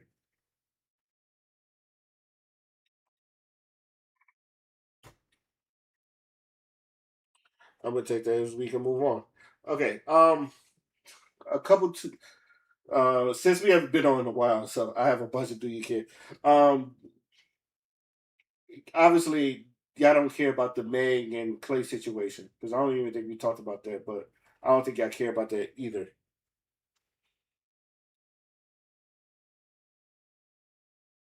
The what? The Meg, the Stallion, and Clay situation. I'm tired of hearing about that.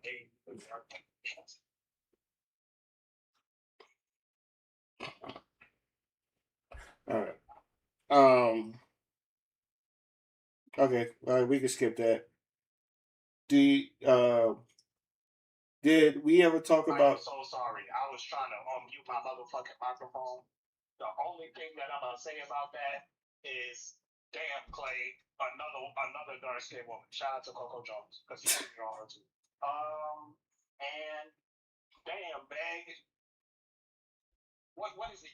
You're like 0 4 now. I don't like saying that. I'm not saying that to be funny. I know you're not. I love Meg. I love her so much. But girl, See, Father, we done gone back to it. We can't go girl, girl.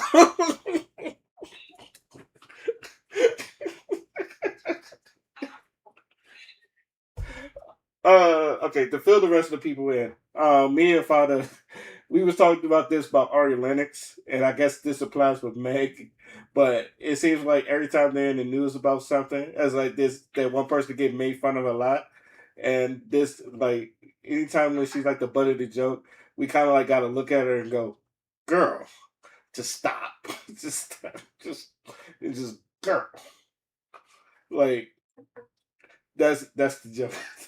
like you ever had to tell your friend, go sit down and Go, shut up. yeah, go sit down. Mm-hmm.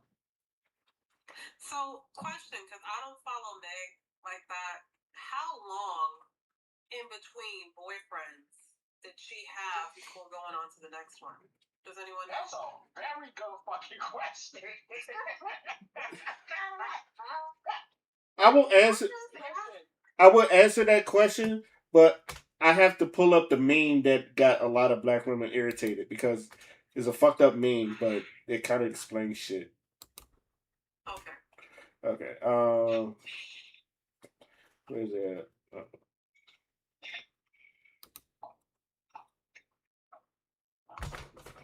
Google.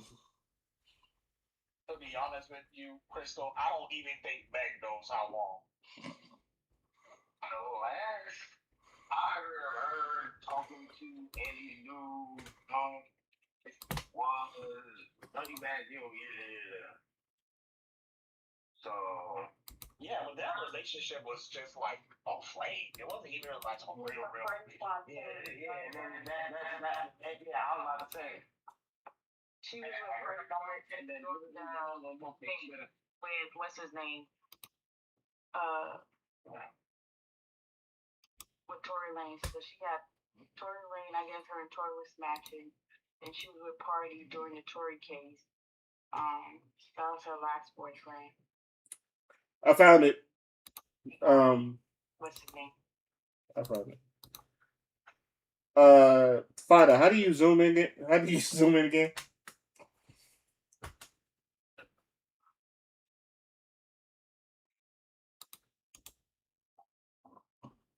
You gotta hold control and then press plus or minus on your keyboard.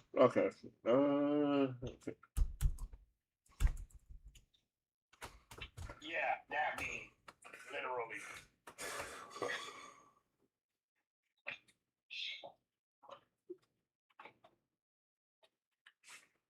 Yeah, that's one. I think I can do it better. Control. Wow, this thing just pops. No, that was even worse. Just go back to the actual picture and zoom. I zoom in. It's just like the names is motherfucker. But yeah, What about Shaquille O'Neal? no, that's a soccer player. Is Burner Boy, the baby, the soccer player, Tory Craig, G Easy, Moneybag Yo. This short one is Tory Lanez, and this is Clay Thompson. And there's another one over there, but it's just that's basically what the meme was. It's like that's her and the many multiple. Man, I can't find the other one, but that was about the closest thing to.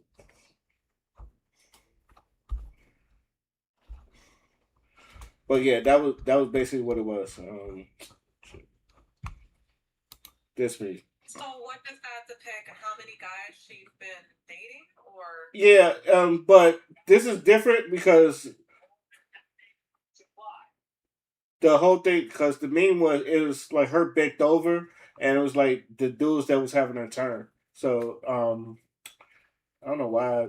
I guess they got rid of the meme was everywhere, so I don't know why. So I can't find it.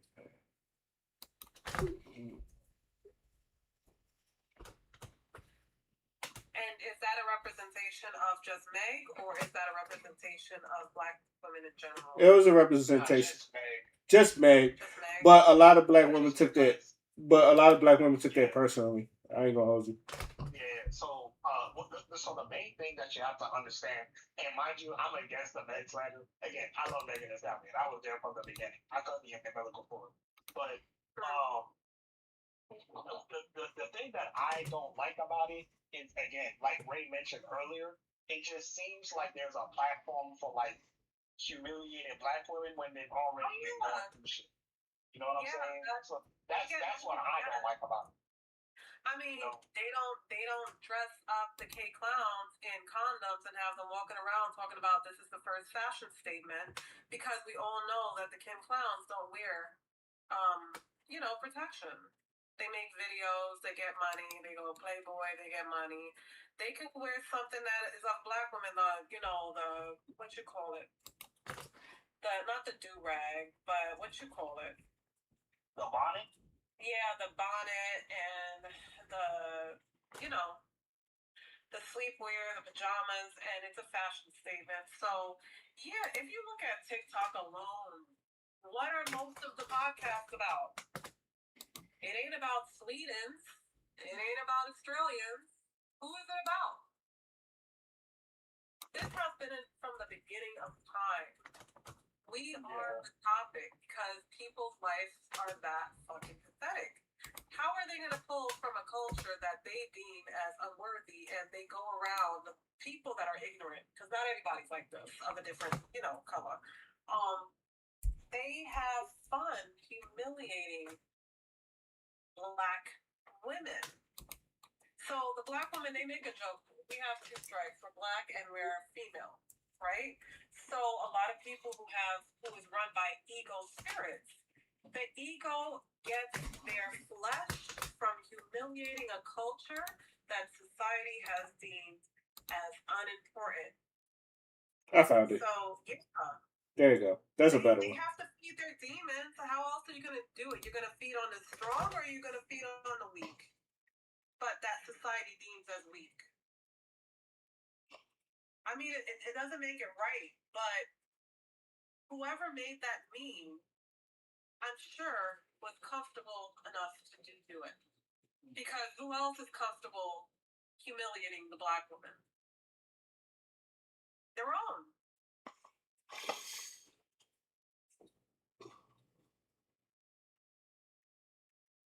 Crystal, you cooking tonight? God damn. I'm sorry.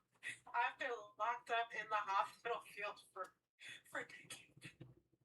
It's like, yeah, I know that can be stressful. I'm tired of it. Okay. This food is delicious, Crystal. I want a third plate. Some Caribbean royalty. So the other thing I want to say is, and this is not on her because she's a regular girl and she's living out, and she's honestly she's dating, but it's sort of a stigmatism on women's like about the men they date, and that's not good. I never agree with it. I think they call it the Madonna whore complex. I think y'all heard me talk about that shit before. Um, but like like what was about this? What was about to say? I don't. It's like it's. I think it's the fact that her is like all the people that she done dated is public, and it's just like that people are well known, and I feel like all people only talk about this because she's been open about who she's been dating and who she's been seeing, and I think a lot of dudes really just not feeling that shit. Now, I personally don't care because, like I said, you're going to have if you're going to date you're going to have um I don't know how people date, but you're going to have people that, be in your life and out the next. So that shit is just going to happen. It's like we don't do this when men do this. And actually we don't actually we encourage it when men do this. It's like the more you see it with women, the more we kind of like encourage it. So like that double standard. I've always like I'm not gonna lie, I've been iffy about it. Sometimes I'm for it, sometimes I'll be honest, sometimes I'm for it, sometimes I'm against it, but I do understand that there is a double standard there. Because I'm not gonna lie to you, when my mother got divorced, I looked at her and I said, "You ain't allowed to date another nigga." Mind you, she's my mother, but my father, I didn't care, and my sister was pointing out, there's a double standard, right? And I look at him and say, "Yeah, I know." That's it. Is and I just walked up about my business. I said, I know it's unfair, but at the same time, I don't care. But that's just how I felt. So, but at the same time, my sisters was more defensive with my father than it was with my mother, so kind of like balanced out. But I, do you think it's because men can do more damage than women? For instance, like if a woman has a child and she decides to date and she's stupid enough to bring a man in her home after 6 months of knowing him and moving in and all of that shit.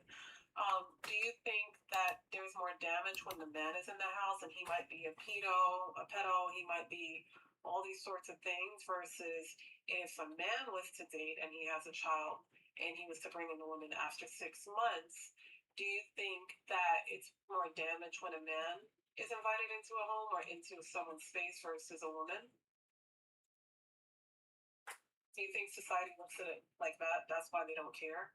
yes, yes, I had to think.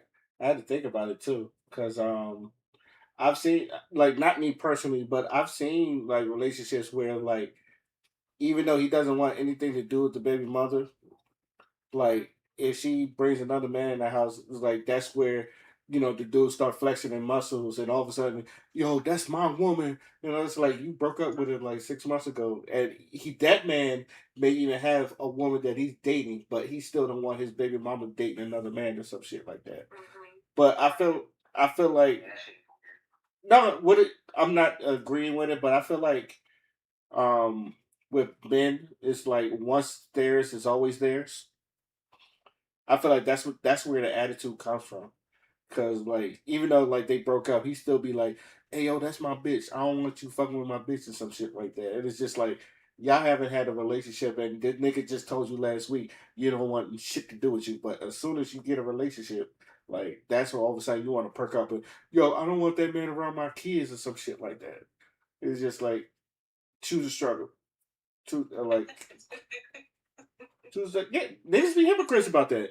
It's like now you want to be a father. But you didn't want anything to do with the neighborhood. Now you want to be a father. So that's it. So yeah. But me and I don't know. Maybe me it's just like I was just low key. I know speaking for myself, I think I was just overprotective of my mom, but I'm overprotective of my sisters regardless. So like my whole sister, like except for my older sister, because I like my older sister. She knows what she's doing. I keep an eye out. Like my sister always had good taste in men. My older sister has good taste in men. Not saying my younger sisters don't, but my older sister she always had good taste in men. My youngest sister, like she dates a lot, but a lot of dudes she dates are fucking weirdos. I think yeah, I brought her on. I brought her on here one time. She talked about one of the dates, but I think that's where the overprotectiveness comes from. But it's just I don't know. I guess that's I could like, to me I couldn't help it, even though I knew it was a double standard. I couldn't help it, shit. So, but I put that on me.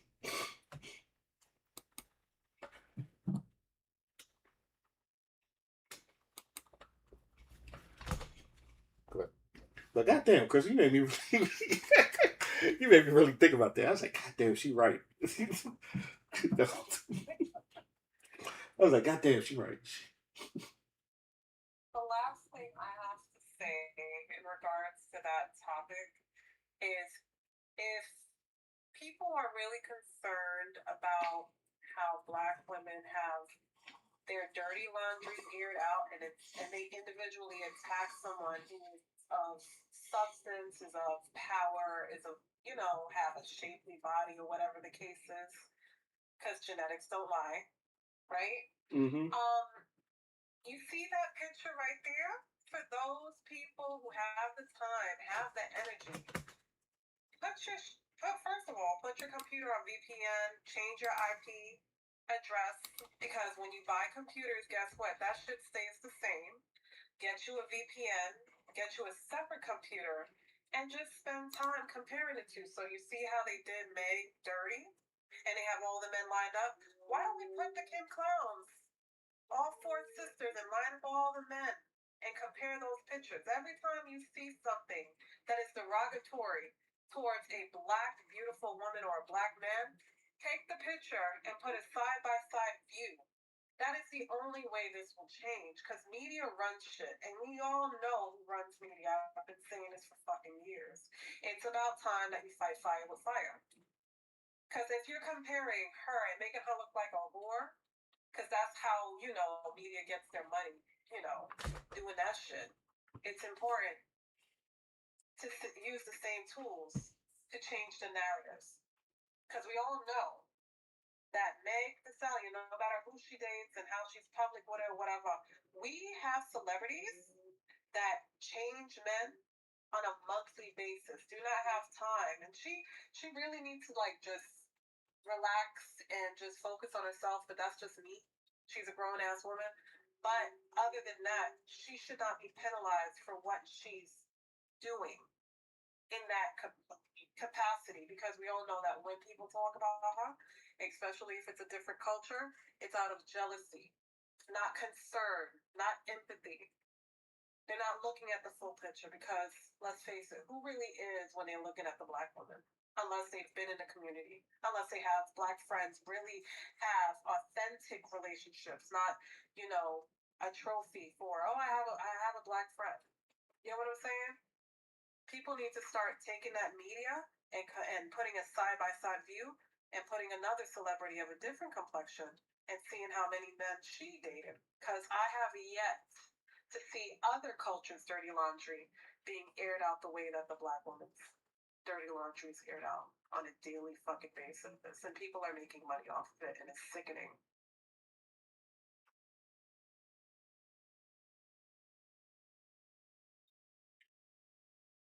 Okie dokie.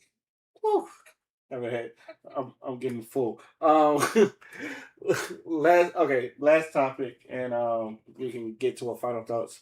How do y'all feel about the Henta virus that's been going around, or like been talked about? Thank you, Crystal. Did I just hear that correctly? What'd you hear? Okay, Yeah, that was from Crystal. I thought I was tripping. I was like, what was that? We got a Okay, soundboard. I wasn't tripping. Yeah, we got a soundboard. I forgot. I forgot. But yeah, how y'all feel about the Henta virus thing that was talked about?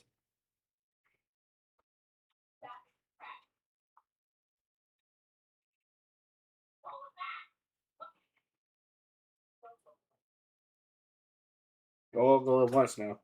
Just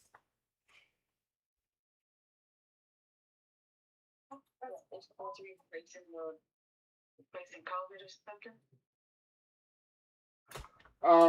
For what it was told, the Henta virus was more deadlier than COVID, and like people on a cruise ship end up having it, and instead of just keeping them on the ship and treating it, they came through, and I think it's I don't want to say it's been spreading, but it like I've heard like the hantavirus. I don't know why it's kind of like kind of it's spreading or something like that.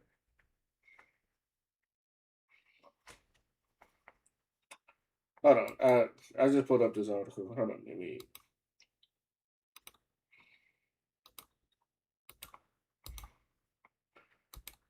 Okay, and this was from May 14th. A recent outbreak of a hantavirus on a cruise ship traveling the South Atlantic Ocean is being investigated by the World Health Organization and Dis- Center for Disease Control. Excuse me. J. Jenkins, MD, Deputy Director of the John Hopkins Office of Critical Event Preparedness and Response, provides another point. In the outbreak of hantavirus pulmonary syndrome has first reported to the World Health on May 2nd, 2006. The outbreak was caused by Andes virus, a type of hantavirus that sometimes spread from person to person through close contact. As of May 12th, 11 cases, 9 confirmed, and 2 suspected, and 3 deaths have been reported. The cruise ship departed from Argentina. I'm not even going to pronounce this. Ushuaia. Ushuaia. Anyway, on April 1st, and visited remote areas including Antarctica, South Georgia Island, Tristan da Cunha, St. Helena, and Ascension Island. Ship carried 147 passengers and crew from 23 countries. Health organizations are evaluating environmental rodent exposure and associated for risk passengers with CDC deployed as a response team to meet the ship in Canary Islands and coordinating uh, rep perpetration of U.S. passengers and their monitoring, coercing, and treatment. So basically, like it's like um, a couple, like they came on instead of like keeping them on the ship, they let them go, and then I think there's been some cases that's been like saying like it's kind of been spreading. So I just wanted your thoughts on that. If y'all even knew about this at all.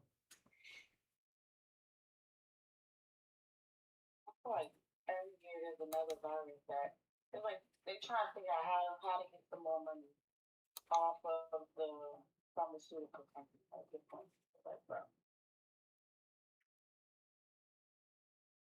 everybody in I just think that I just personally think that we not we but the government just don't know how to like just keep shit quarantined. Like there was no reason if that was like what was going on. There was no reason you should put them back on the ship. Should have kept them out on the ship and make sure other people were safe. There was some jokes going around people saying like people should have bombed out of like they said I'd have bombed that ship that was going on. But there's most people that was just like we can't afford to have another pandemic because that shit would like financially break us and all that other stuff. So I was yeah, that's why I was trying to get your thoughts on that.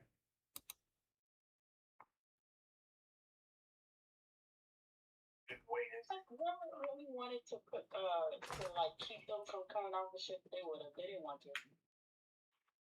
Thank you. Totally agree. Yeah, I just don't. COVID. Like they thought COVID was gonna last a little longer. They would be able to build the pharmacy, make a big bag. That already ended. So now they're trying to because like if you claim there was a so-called deadly virus or whatever, and you let them all come off the ship, okay. Wasn't there a few minutes ago they were just talking about Houston, how Houston had this deadly virus? Like it's like, bro, how many deadly viruses are we having? You know, well, but it seems to not be making it too far.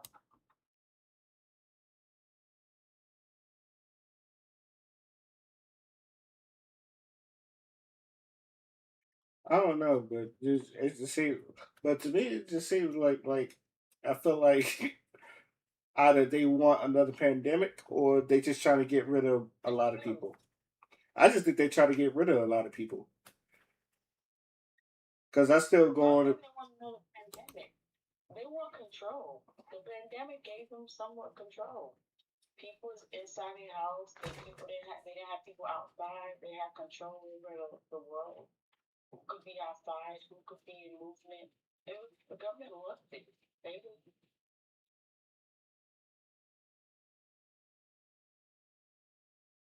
it was like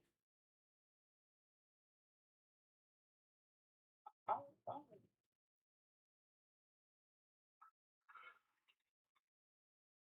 but now we in just we in dark times. I just want the government to get this shit together because there's no need to be stressing people out. We already stressed. There's no need to be.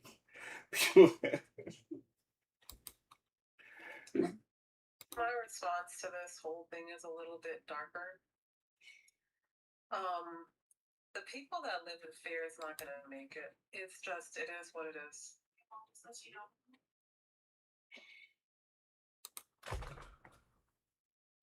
I That's agree. the ones that die first. It's all the ones that be living in fear. They be out. I'm sorry. Oh my God. Just get out my room. I was in the middle of talking to y'all. I'm sorry. I'm a mom first. This is not how I wanted to talk. But anyway, Shout out to all the mothers. out. Leave. Crystal, how the way you literally turn that thing on mute so fast, girl. Practice. My phone. On said was mom, and you was already on mute. I was like, Jesus, she was quick with it. Yeah. Oh yeah, because I don't know what the hell's gonna come out the damn mouth. Anyway, so my response to the hantavirus, they call it the Hannah Montana. I don't know why, but it's just it's just very straightforward. If you know your herbs, you know your herbs. Okay. The main thing is that the hantavirus, from what I can tell, it gives you shortness of breath, and fluid buildup. Now, do we not have herbs to counteract that, like to stop all of that?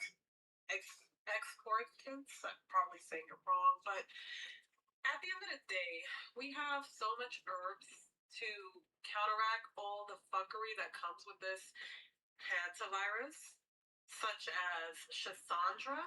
That is spelled S as in Sam, CHIS as in Sam, A and as in notebook, DRA. And that's an herb, right? And that also helps with limiting, and it gives heart and lung health. It has anti-inflammatory properties.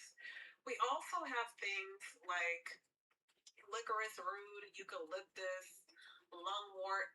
What needs to happen this time around is people need to get stronger in their knowledge of herbs and see what they can do to counteract whatever comes. Because at the end of the day, is the government going to stop it?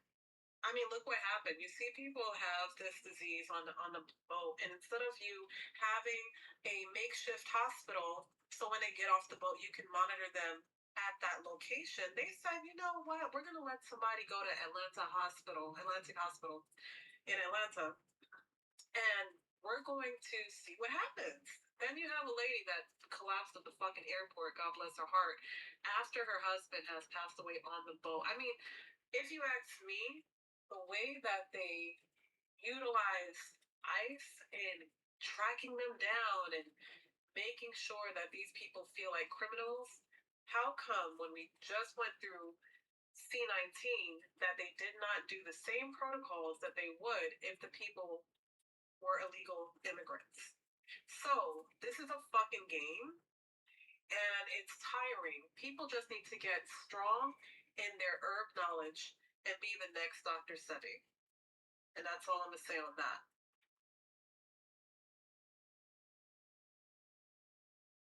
But they want us all panic.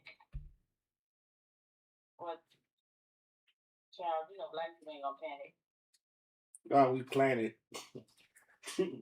Like that's what Dave Chappelle said. White people, they plan it, they panic. Black people, we plan it. So, That's what they want. They want us all to panic, but the problem is black people don't be panicking. And so you're looking at them like, what y'all got going on? Please. all right. Now, any last words before we move on to our final thoughts? Let the games begin. Oh, did y'all see that Hunger Games is about to come out with a new Hunger Games? Watch closely to that movie. I never knew that. I like Hunger Games. My only gripe is I don't like that the main character is a white woman. I feel like if the main character was a black woman, the story would be much more powerful. But that just it probably wouldn't have too many enough. It wouldn't have more seasons. I want Umar. I just want Umar in the Hunger Games. oh my Umar. I want Umar in the Hunger Games. That's just me. I think that'd be hilarious. You have lost your mind. All I can think about was Huey from Boondocks when he said that. I don't know. Like we have Black Panther, and look how many things. I mean, movies of Black Panther came out compared to like Spider-Man, compared to Iron Man, compared to like all these other in the chain. It was like, bro, if Hunger Game was a black, the main character was a, if we probably would have had one Hunger Game, not have been, if it would have been no more repeat, probably took 10, 15, 30 years. Then they might have came out with a two. But to be honest, I'm not shocked. I mean, we don't really run the industry the way that we should, and anyone that attempts it um, ends up being in a situation where they either have to sell their soul, or more realistic, they would have to hunker down on a price that is a quarter of what their counterparts would get. It's a lot of sacrificing that you have to do to even get um, to be advertised in the movie theater as an African American or a person of black descent in some way, shape, or form. Um, look at it, all the people that are black. You would say, okay, Spike Lee, probably saying it wrong, but Tyler Perry, you would look at those people that have created a movement in the industry, but what did they have to sacrifice? Because fully look at what the movies they produce. Is it thought provoking or is it victimization?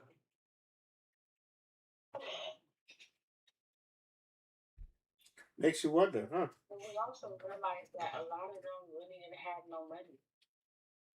Like me, for how much movie he has created, you would think he would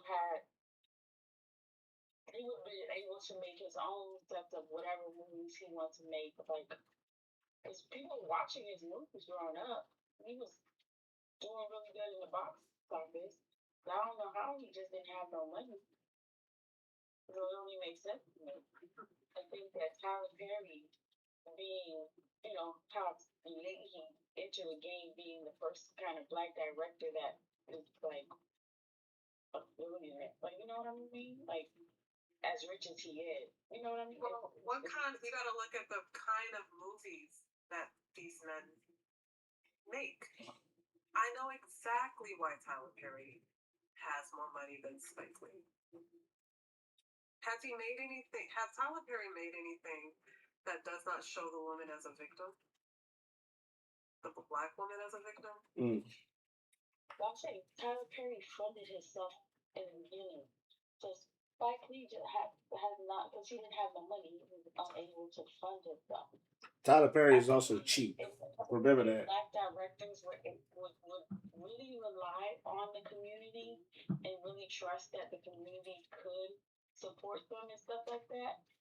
Because the thing is, the community has, like, don't get us wrong. Black people got money around us. Like, we could fund our own movies. They could do whatever and create something that is of substance and stuff like that. But, they don't want to do that. Every time the black community has a chance to create something of substance, trust and believe me, 1 or 2 or 5 out of 10 people will be with the coonery and they would blab their mouth and then they get fucked over. And that's that. We have our own fucking us. Look at the BLM movement, should I say more?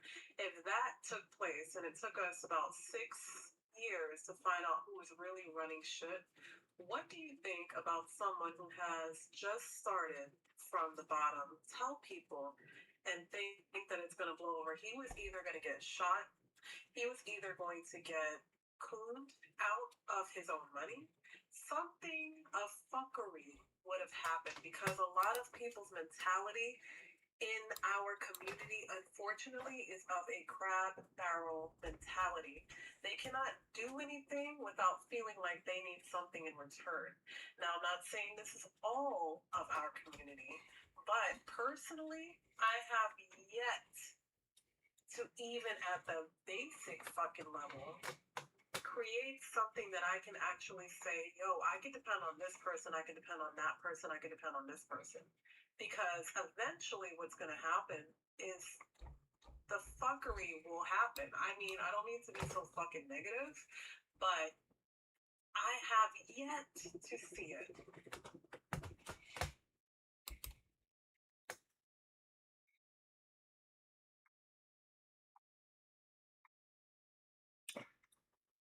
I know with Malcolm X when they was doing Malcolm X, um, he didn't have the budget for that, and he had to basically go to some of the black millionaires. Like I think Jordan then put some money in there, and I think some other black people put some money in there to make sure like uh, the movie got to where it was. So I think you do have a point. Anytime Spike Lee does a movie, it looks like his video is on a budget, but that's because it really is on a budget. Right. Um, and then it's I think it's also the stigmatism that black people don't sell internationally, which I've always said that's bullshit. But that's always been the lie that That's like saying black people is not international. That's like pretending to say black people ain't everywhere. yeah, Let's be that's honest. but they'll tell you That's that. stupid. It sounds stupid. Yeah, they tell you that, and that's why like there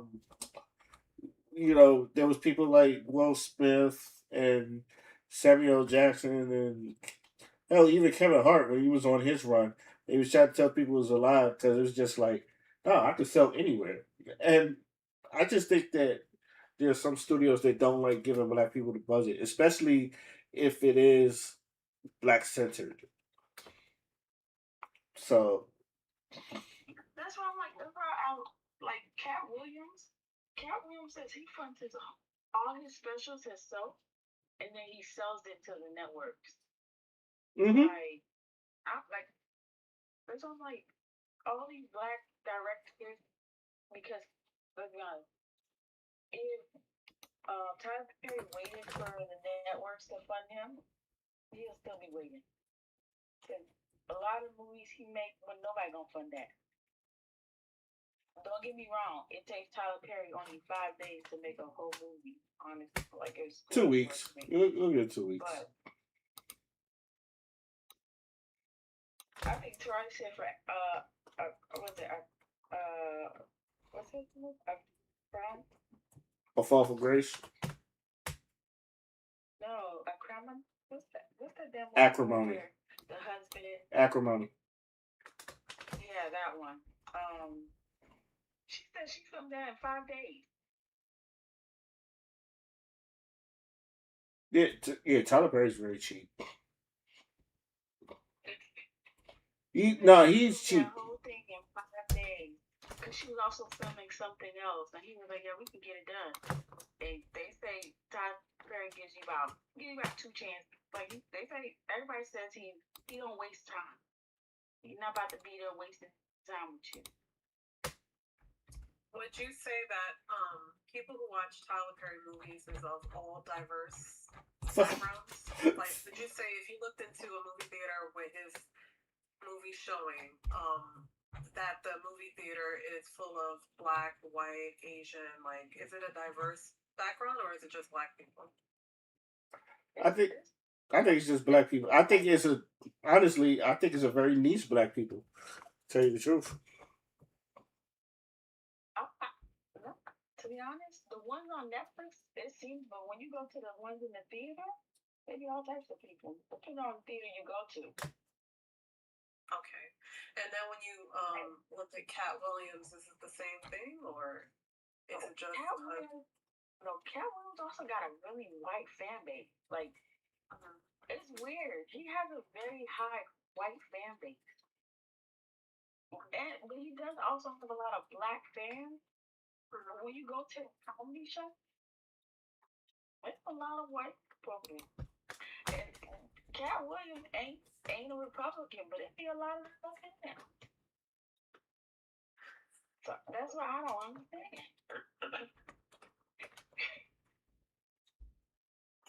His Cat to me, Cat.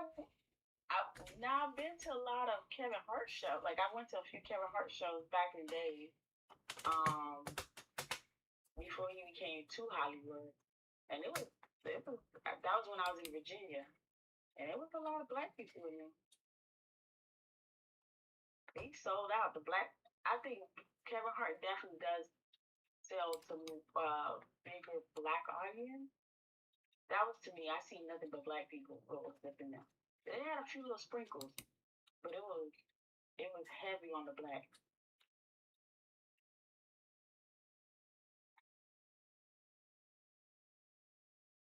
But I don't think black people really think Cat Williams that funny sometimes. I think He's been falling they off. remember him being funny. I think they remember him being funny back in the days, the little TT joke. But I don't think they still think he's funny. He has his I moments. think they think his movies is funny. I think they think he's really funny in his movies. But I don't think they think he's funny in his specials.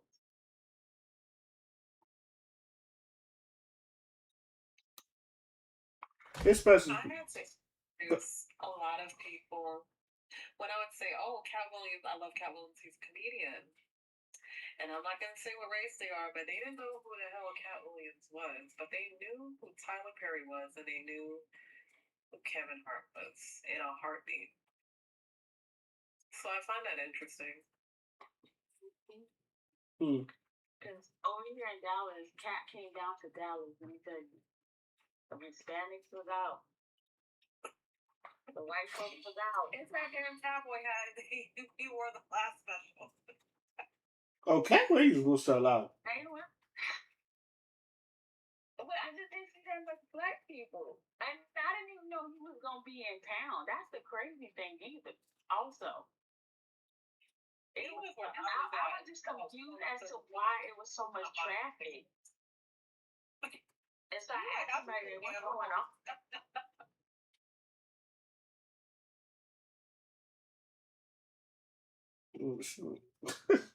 Okay.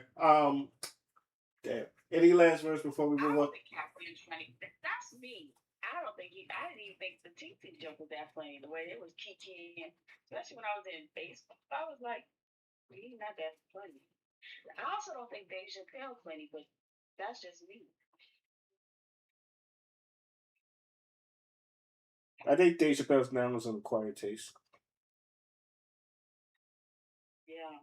I didn't think his show was ever funny. I tried though. When I was a little kid, I tried to find the funny. I just couldn't. Had me dying, especially when I would start laughing, especially when he was doing he was imitating Prince. That had me That's dying. yeah. That one is hilarious. So, like you know what, what's funny. You like what you like, and you don't. It's either it's gonna make you laugh, or you're just gonna be looking at the screen like, what the fuck is this? Oh, I get it. But Kevin Hart, Cat Williams, and Dave Chappelle make me laugh, along with Jim Carrey.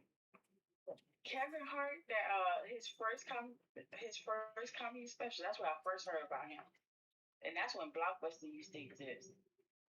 I went and got it from Blockbuster, popped that thing in, and I was at that time I was in uh Virginia. I think we had just got I don't even think the ship had got here yet. We was just we were waiting for the ship. And I popped that thing in, I was cracking up so hard. I was like, oh, this man is hilarious. And then some years later, I went to go watch the video where he had the zebra, the deer and the zebra. Yeah, the deer, bro. I was like, okay, it was still funny, but it was like, it was dying. I was like, okay, it's starting to go. It's not hitting like it used to. And now it's just gone. He's surviving. All right.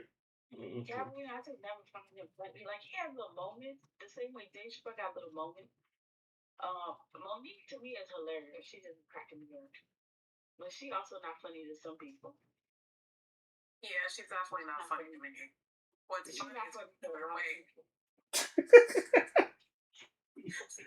Damn, Crystal. Looking like a bobblehead and shit. Get the fuck out of here. Some more is funny. Some more is funny. I've never really heard some more. or like any of her jokes for real. So I can't tell you like Look up Queens of Comedy. like I've never really heard What does any she of her look specials. like? You ever seen the Queens of? Is it the same kind? Pretty. She Uh, you remember? Y'all watched the movie Friday After Next, right? Okay. I'll just have to research it because I'm really bad with names now. No, no, some. Okay, have you watched Friday After She's Next? real pretty. I've just never watched anything of her. She was on Queens of Comedy, so she was on there with me. Oh, okay. Yeah. Yeah, the Queens of Comedy. She was on there with Money. She was actually the last act. She was the couple. Okay. And she was a motherfucking guy. But have y'all seen Friday After Next, right? Yeah. Uncle Are they Elroy, coming out with another one, or is it just my imagination? Uncle Elroy girlfriend, the dark skin joint, though. Uncle Elroy girlfriend. That's the movie. Oh, gotcha. Okay. And she was also in Soul Plane. She was with who was that? Dwayne Martin, and they was trying to have sex everywhere or some shit. No. The nigga from Three Strike, Brian I'm Hooks. so embarrassed that She I was, watched Soul Plane.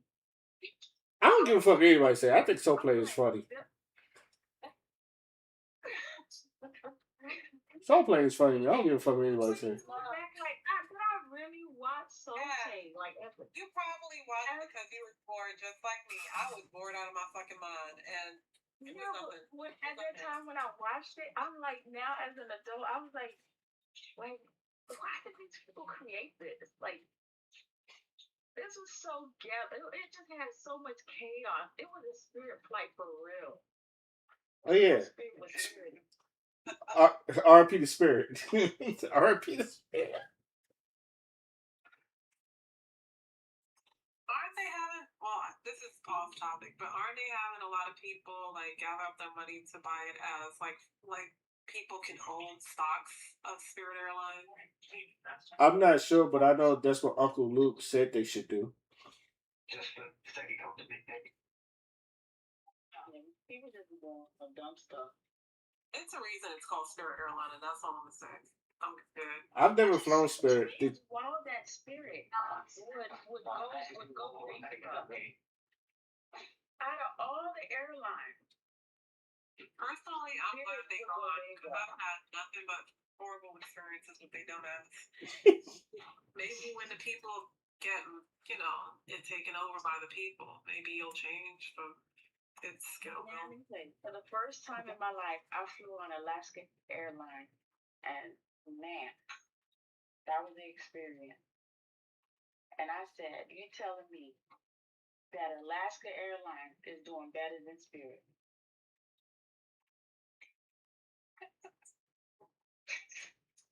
Oh, that is wild to me. That Alaska Air. When I say the seat, don't even recline back.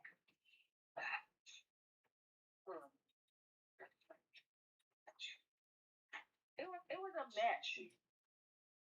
The plane was. I think they had playpen planes out there. And I said, you tell me this airline is doing 10 times better.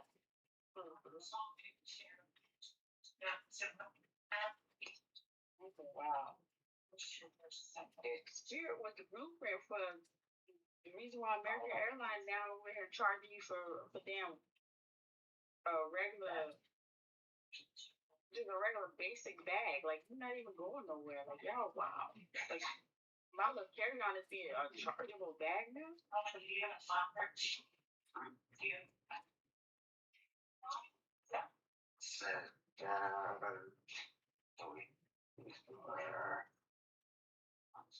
Okay. Any last words before we move on to our final thoughts? I don't have anything. You don't have any final thoughts? No, I don't have no final thoughts. Okay, that's fine. Dion, do you have any final thoughts? Not really. Mm-hmm. 2 for 2. Crystal, do you have any final thoughts? My final thoughts is that instead of being fearful of what is to come, just get educated on what you need to do if something happened, because it'll set your mind at ease and you could think clearly. Nobody ever survived in panic. And that's all I gotta say. Also, it's good. It's glad to have everyone back. By the way, I love it.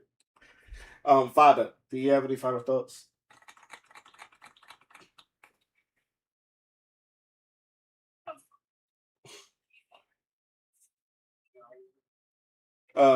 Rarely, but go ahead, speak.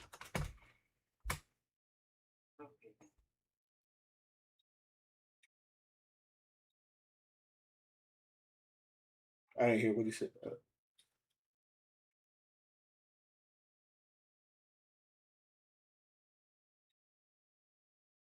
I mean, I didn't hear what he said. I don't know if he's going to his laptop or not. So,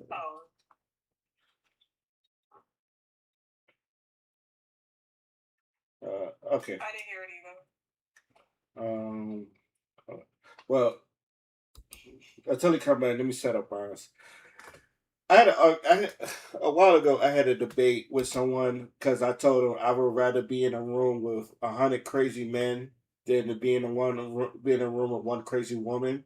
And he looked at me like I was crazy.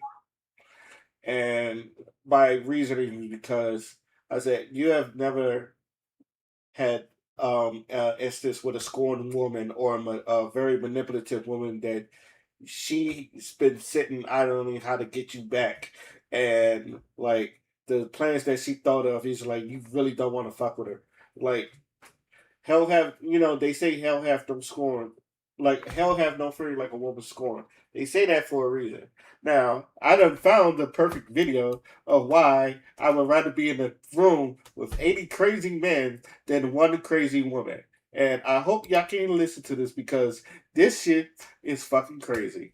And I love it. The funny thing, the sad part is I like a woman that's a little bit crazy. So this is a me problem that I just deal with. But here is one of the reasons. Oh, one of the reasons why I say what I say.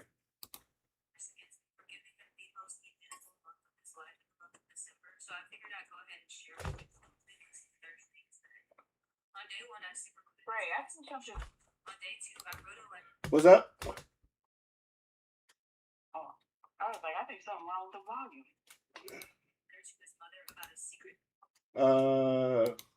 I think it's just that. Hold on.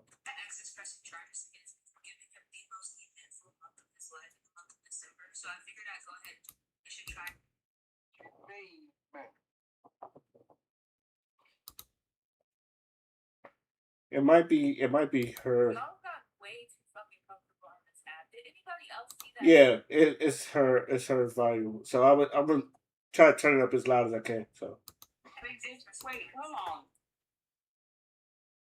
Is she crazy? yeah, yeah she um she spent 30 days of fucking with her ex, and she's telling you like of all the things she was doing with her ex. This is hold on, let me make sure. Let me see this video. I like that. I, All right, I like a little criminals just be admitting to crimes freely. oh yeah, oh my god, then you are in for a treat. I turned my volume up and it's up on here, so hopefully you will hear this. So here we go. Me for giving him the most eventful month of his life in the month of December, so I figured I'd go ahead and share with you the complete list of 30 things that I did. On day 1, I super glued his gas tank shut. On day 2, I wrote a letter to his mother about a secret child that he's been hiding for 5 years. I made that whole thing up, but my letter was very emotional and believable.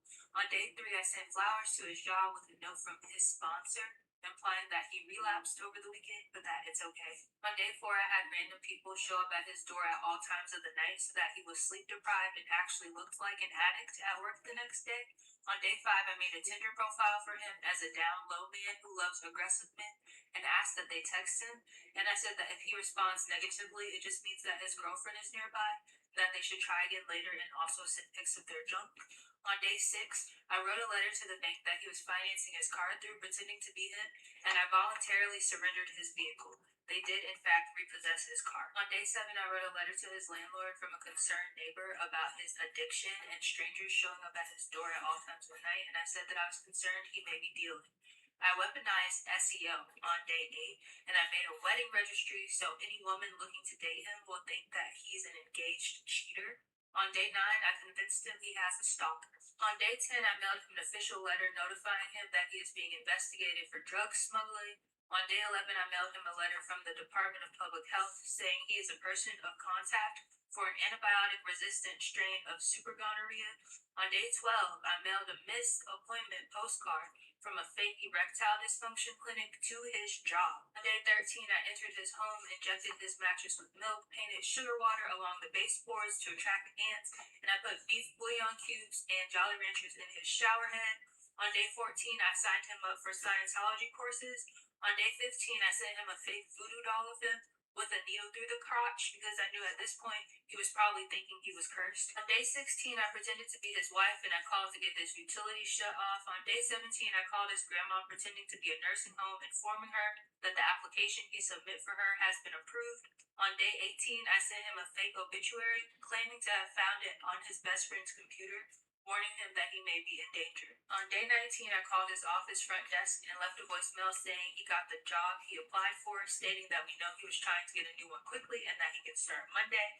On day 20, I messaged his family and friends with fake documentation of him donating to radical groups. On day 21, I created a profile for him on a social media platform and wrote a detailed confessional about how he's sexually attracted to his mother and that has been the cause of his addiction this whole time. On day 22, I called a close family member of his pretending to be a life insurance company, notifying them that he tried to take out several policies on them. On day 23, I called and offered him the job of his dreams. The morning he was supposed to start, I rescinded the fake offer and told him he needs to talk to the people in his close circles because they did not have good things to say about him. On day 24, I emailed his landlord giving a 30-day notice that he's moving out. On day 25, I reported him deceased to his bank to get his accounts frozen. On day 26, I called his mother's church and informed them that he had made me get an abortion, and it was a very emotional phone call. I talked about how I can't live with myself. On day 27, I went on a podcast and painted him as a deadbeat father to the child that I lied about him having to his mother. On day 28, I put up flyers in his neighborhood warning neighbors that he is a peeping Tom. On day 29, I sent him an anonymous email informing him that someone may be out to get him and that the last 28 days have in fact been calculated. And on day 30, which was New Year's Eve, I called to have a mental health wellness check done on him and he was committed. I saw some of you pointing out that December has 31 days and not 30 days. I did take the first day of December to plan all of this out before I started taking action. I don't ever want to hear about how men are dangerous. This woman is more dangerous. This woman is more dangerous than 80 men combined, in my opinion. In my personal opinion. Do you know how much dedication and how much bull that you have to do? I understand men are scary. I understand sometimes there are some men that are fucked up in the head that they kind of resort to physical violence, and I can understand that our women are not protected at times. I understand all that, but you are out your fucking mind. If I would still rather would deal all of that than deal with this shit that she done did with her man for 30 fucking days.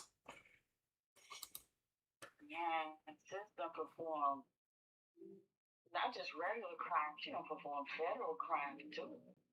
Oh, she bold. She impersonating the government. Girl. She said it's not enough for the man to come back after her. She needs the government to come after her too. Oh, all right. So did the guy break up for her? That's all that she did.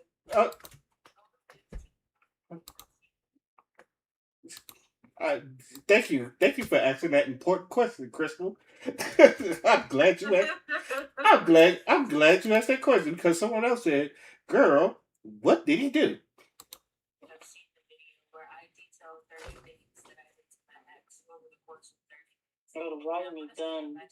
Yeah, it's her shit. Yeah, it's her shit. Asked me what he did to deserve those 30 minutes.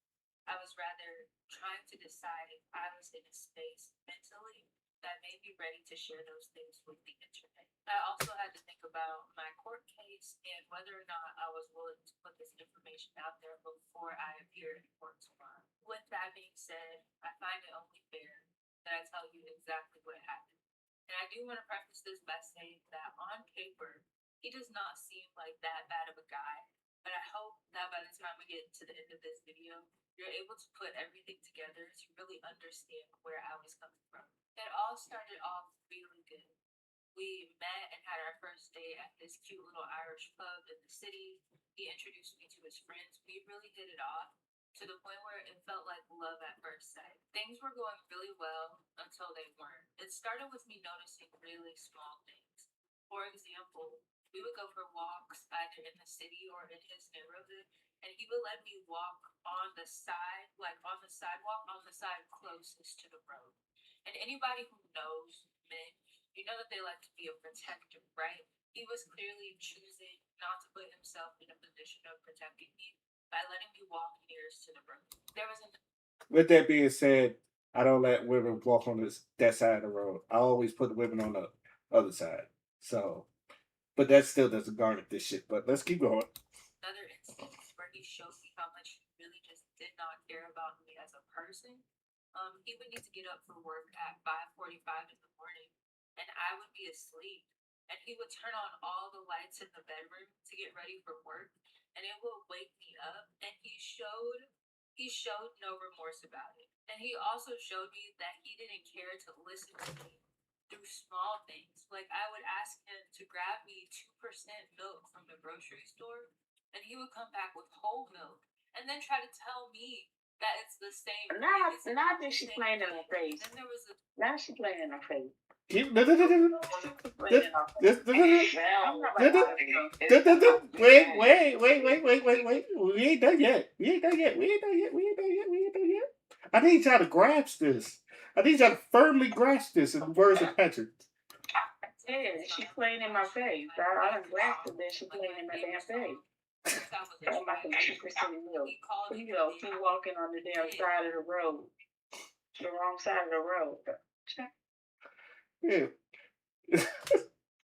She said before she said like she played them her favorite song since she was a child, and he called it mid. No, she was senile. What you say is decided to introduce him to my family. He didn't realize he got with a person that was crazy. She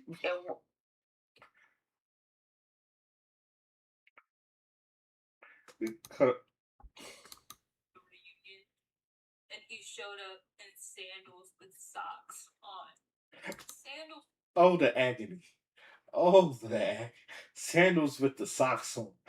Oh the humanity. you know what? I can't even talk about her.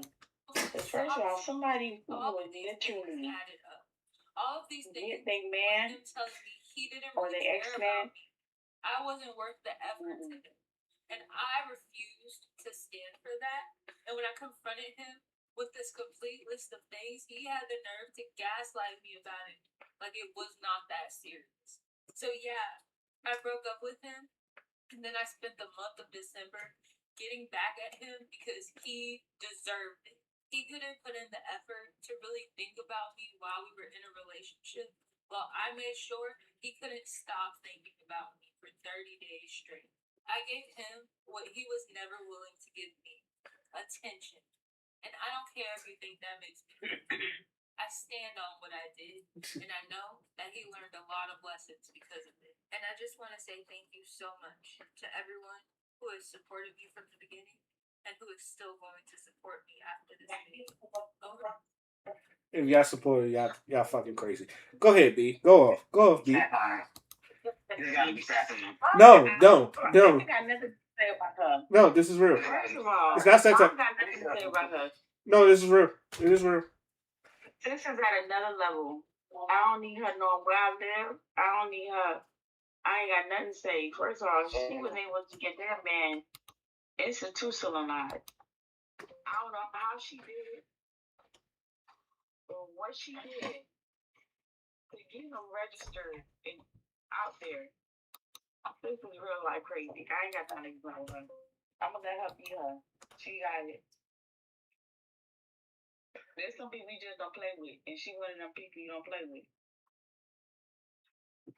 It's either you do one or two things. You kill her, or you leave her alone. That's only two options. She don't need to be living in this world. No, I kind of like her style though because the guy. You just as crazy as her too. Like, No, you have to give her props. That is class A. That Saw movie, she's one of them. And I have to give due where creativity comes a part of genius level shit. She is a Harley Quinn. I love it. Love it. Crazy. No, because seriously, he was treating her like she was a piece of paper. And I totally get it. Like, okay. Oh, no, it's not like the man who's living his life and just pissed her off. No, never socks with sandals. That is an atrocity. Oh, the humanity. You know what? I'll give you that one and that one alone. Some sandals cannot fly. But anyway, Socks with sandal is a whoa. Wait a minute. That deserved 30 days of lashing? Jesus. I mean, I'll give her that one thing and one thing alone. No, all jokes aside, like, it's on a genius level, and I have to give props where it's fucking Yeah. due. She could They take my got time. worse. Yeah. Man, Listen, this is not. She don't need to be in this world. She do not need to exist in this world. The way her brain came up, the fact that it took her one day to come up with all of this criminal. they all gonna call. Excuse me. This is what they talk about when they say there's a very, very thin line between genius and insanity. And Shorty was walking that motherfucking tightrope. She didn't walk it. She crip walked, backflip, break dance. She was break dancing on that. Wife. She came out looking like the Les twins. She lost a kid that she never had. Right, she let emotions that she never existed. She let all her personalities loose. That's crazy. The brain needs to be investigated. Doesn't she look like that movie when Martin was with and he played that woman? Like, And it's funny you bring that up, Crystal. I knew who you was talking about. It's funny you bring that up, Crystal. And me and you had this conversation, Crystal.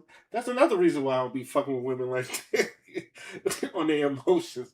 That movie taught me about crazy. That's one of my favorite Martin movies.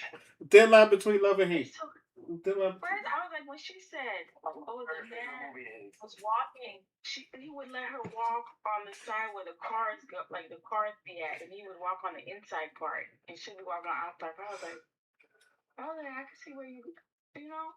She might get a little upset about that. Okay, you probably tell him like, build up, because he might not know. Some men just ain't raised right.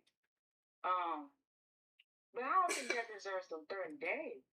I bet you your top dollar that she has daddy issues and she's looking for a man to replace him, or whatever.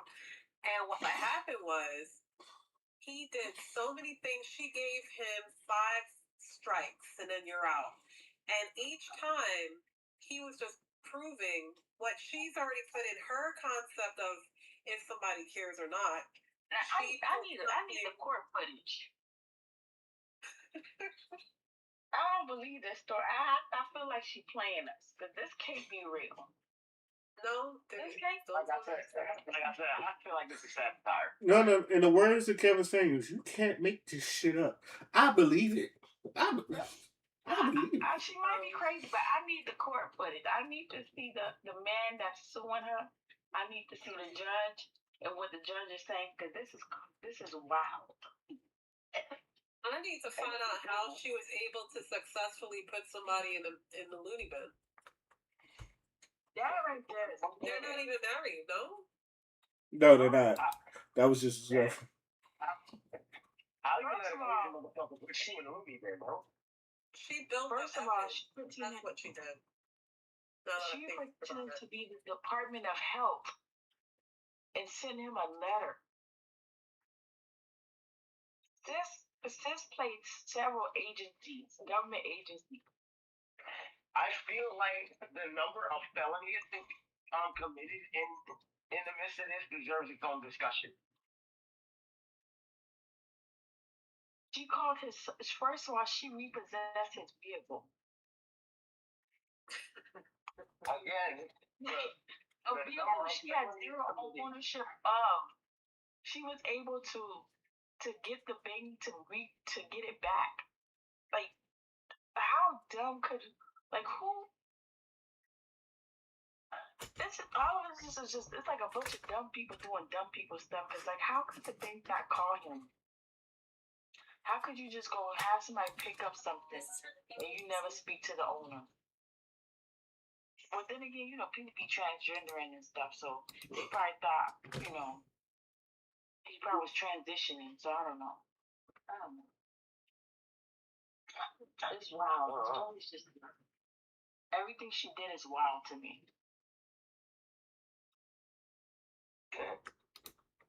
She done damaged people, brought people back together, damaged people.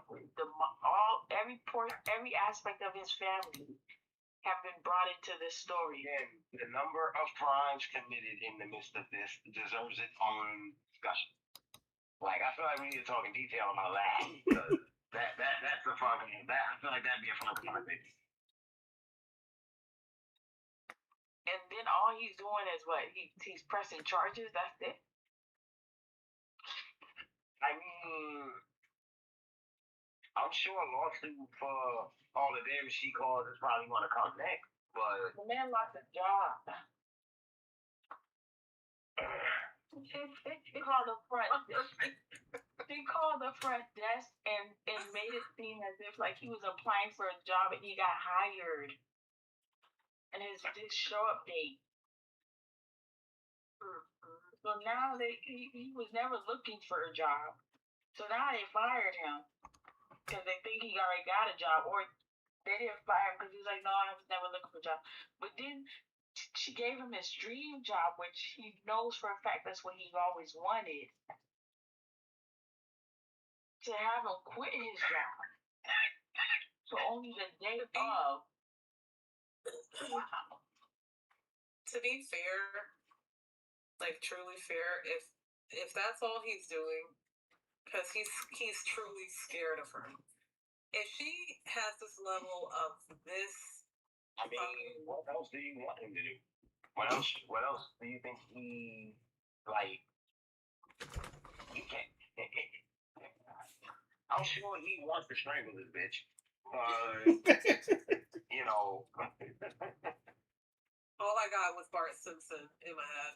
I wish we had memes because that's what I would have put. You know, when the father's strangling him. Yeah. Yeah. That's it.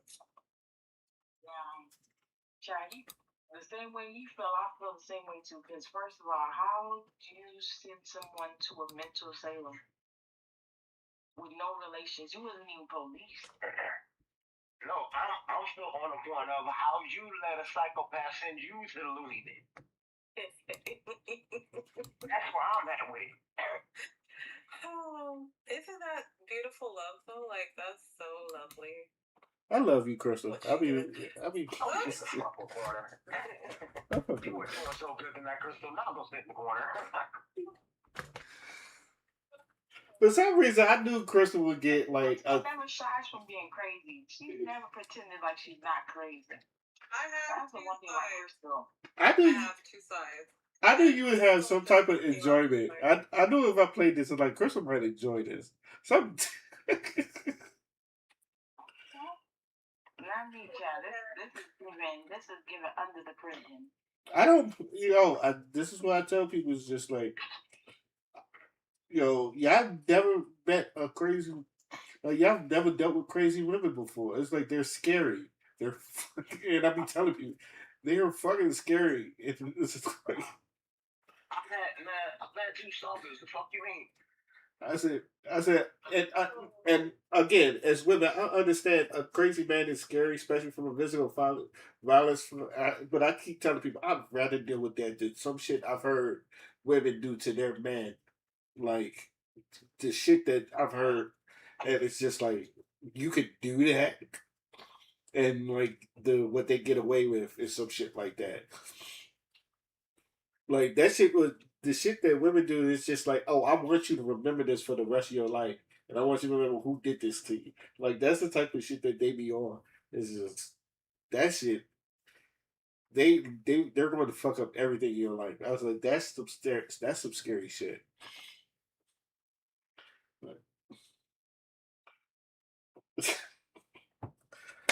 But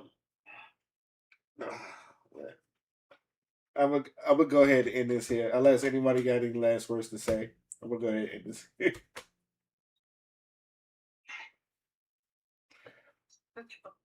Hell have no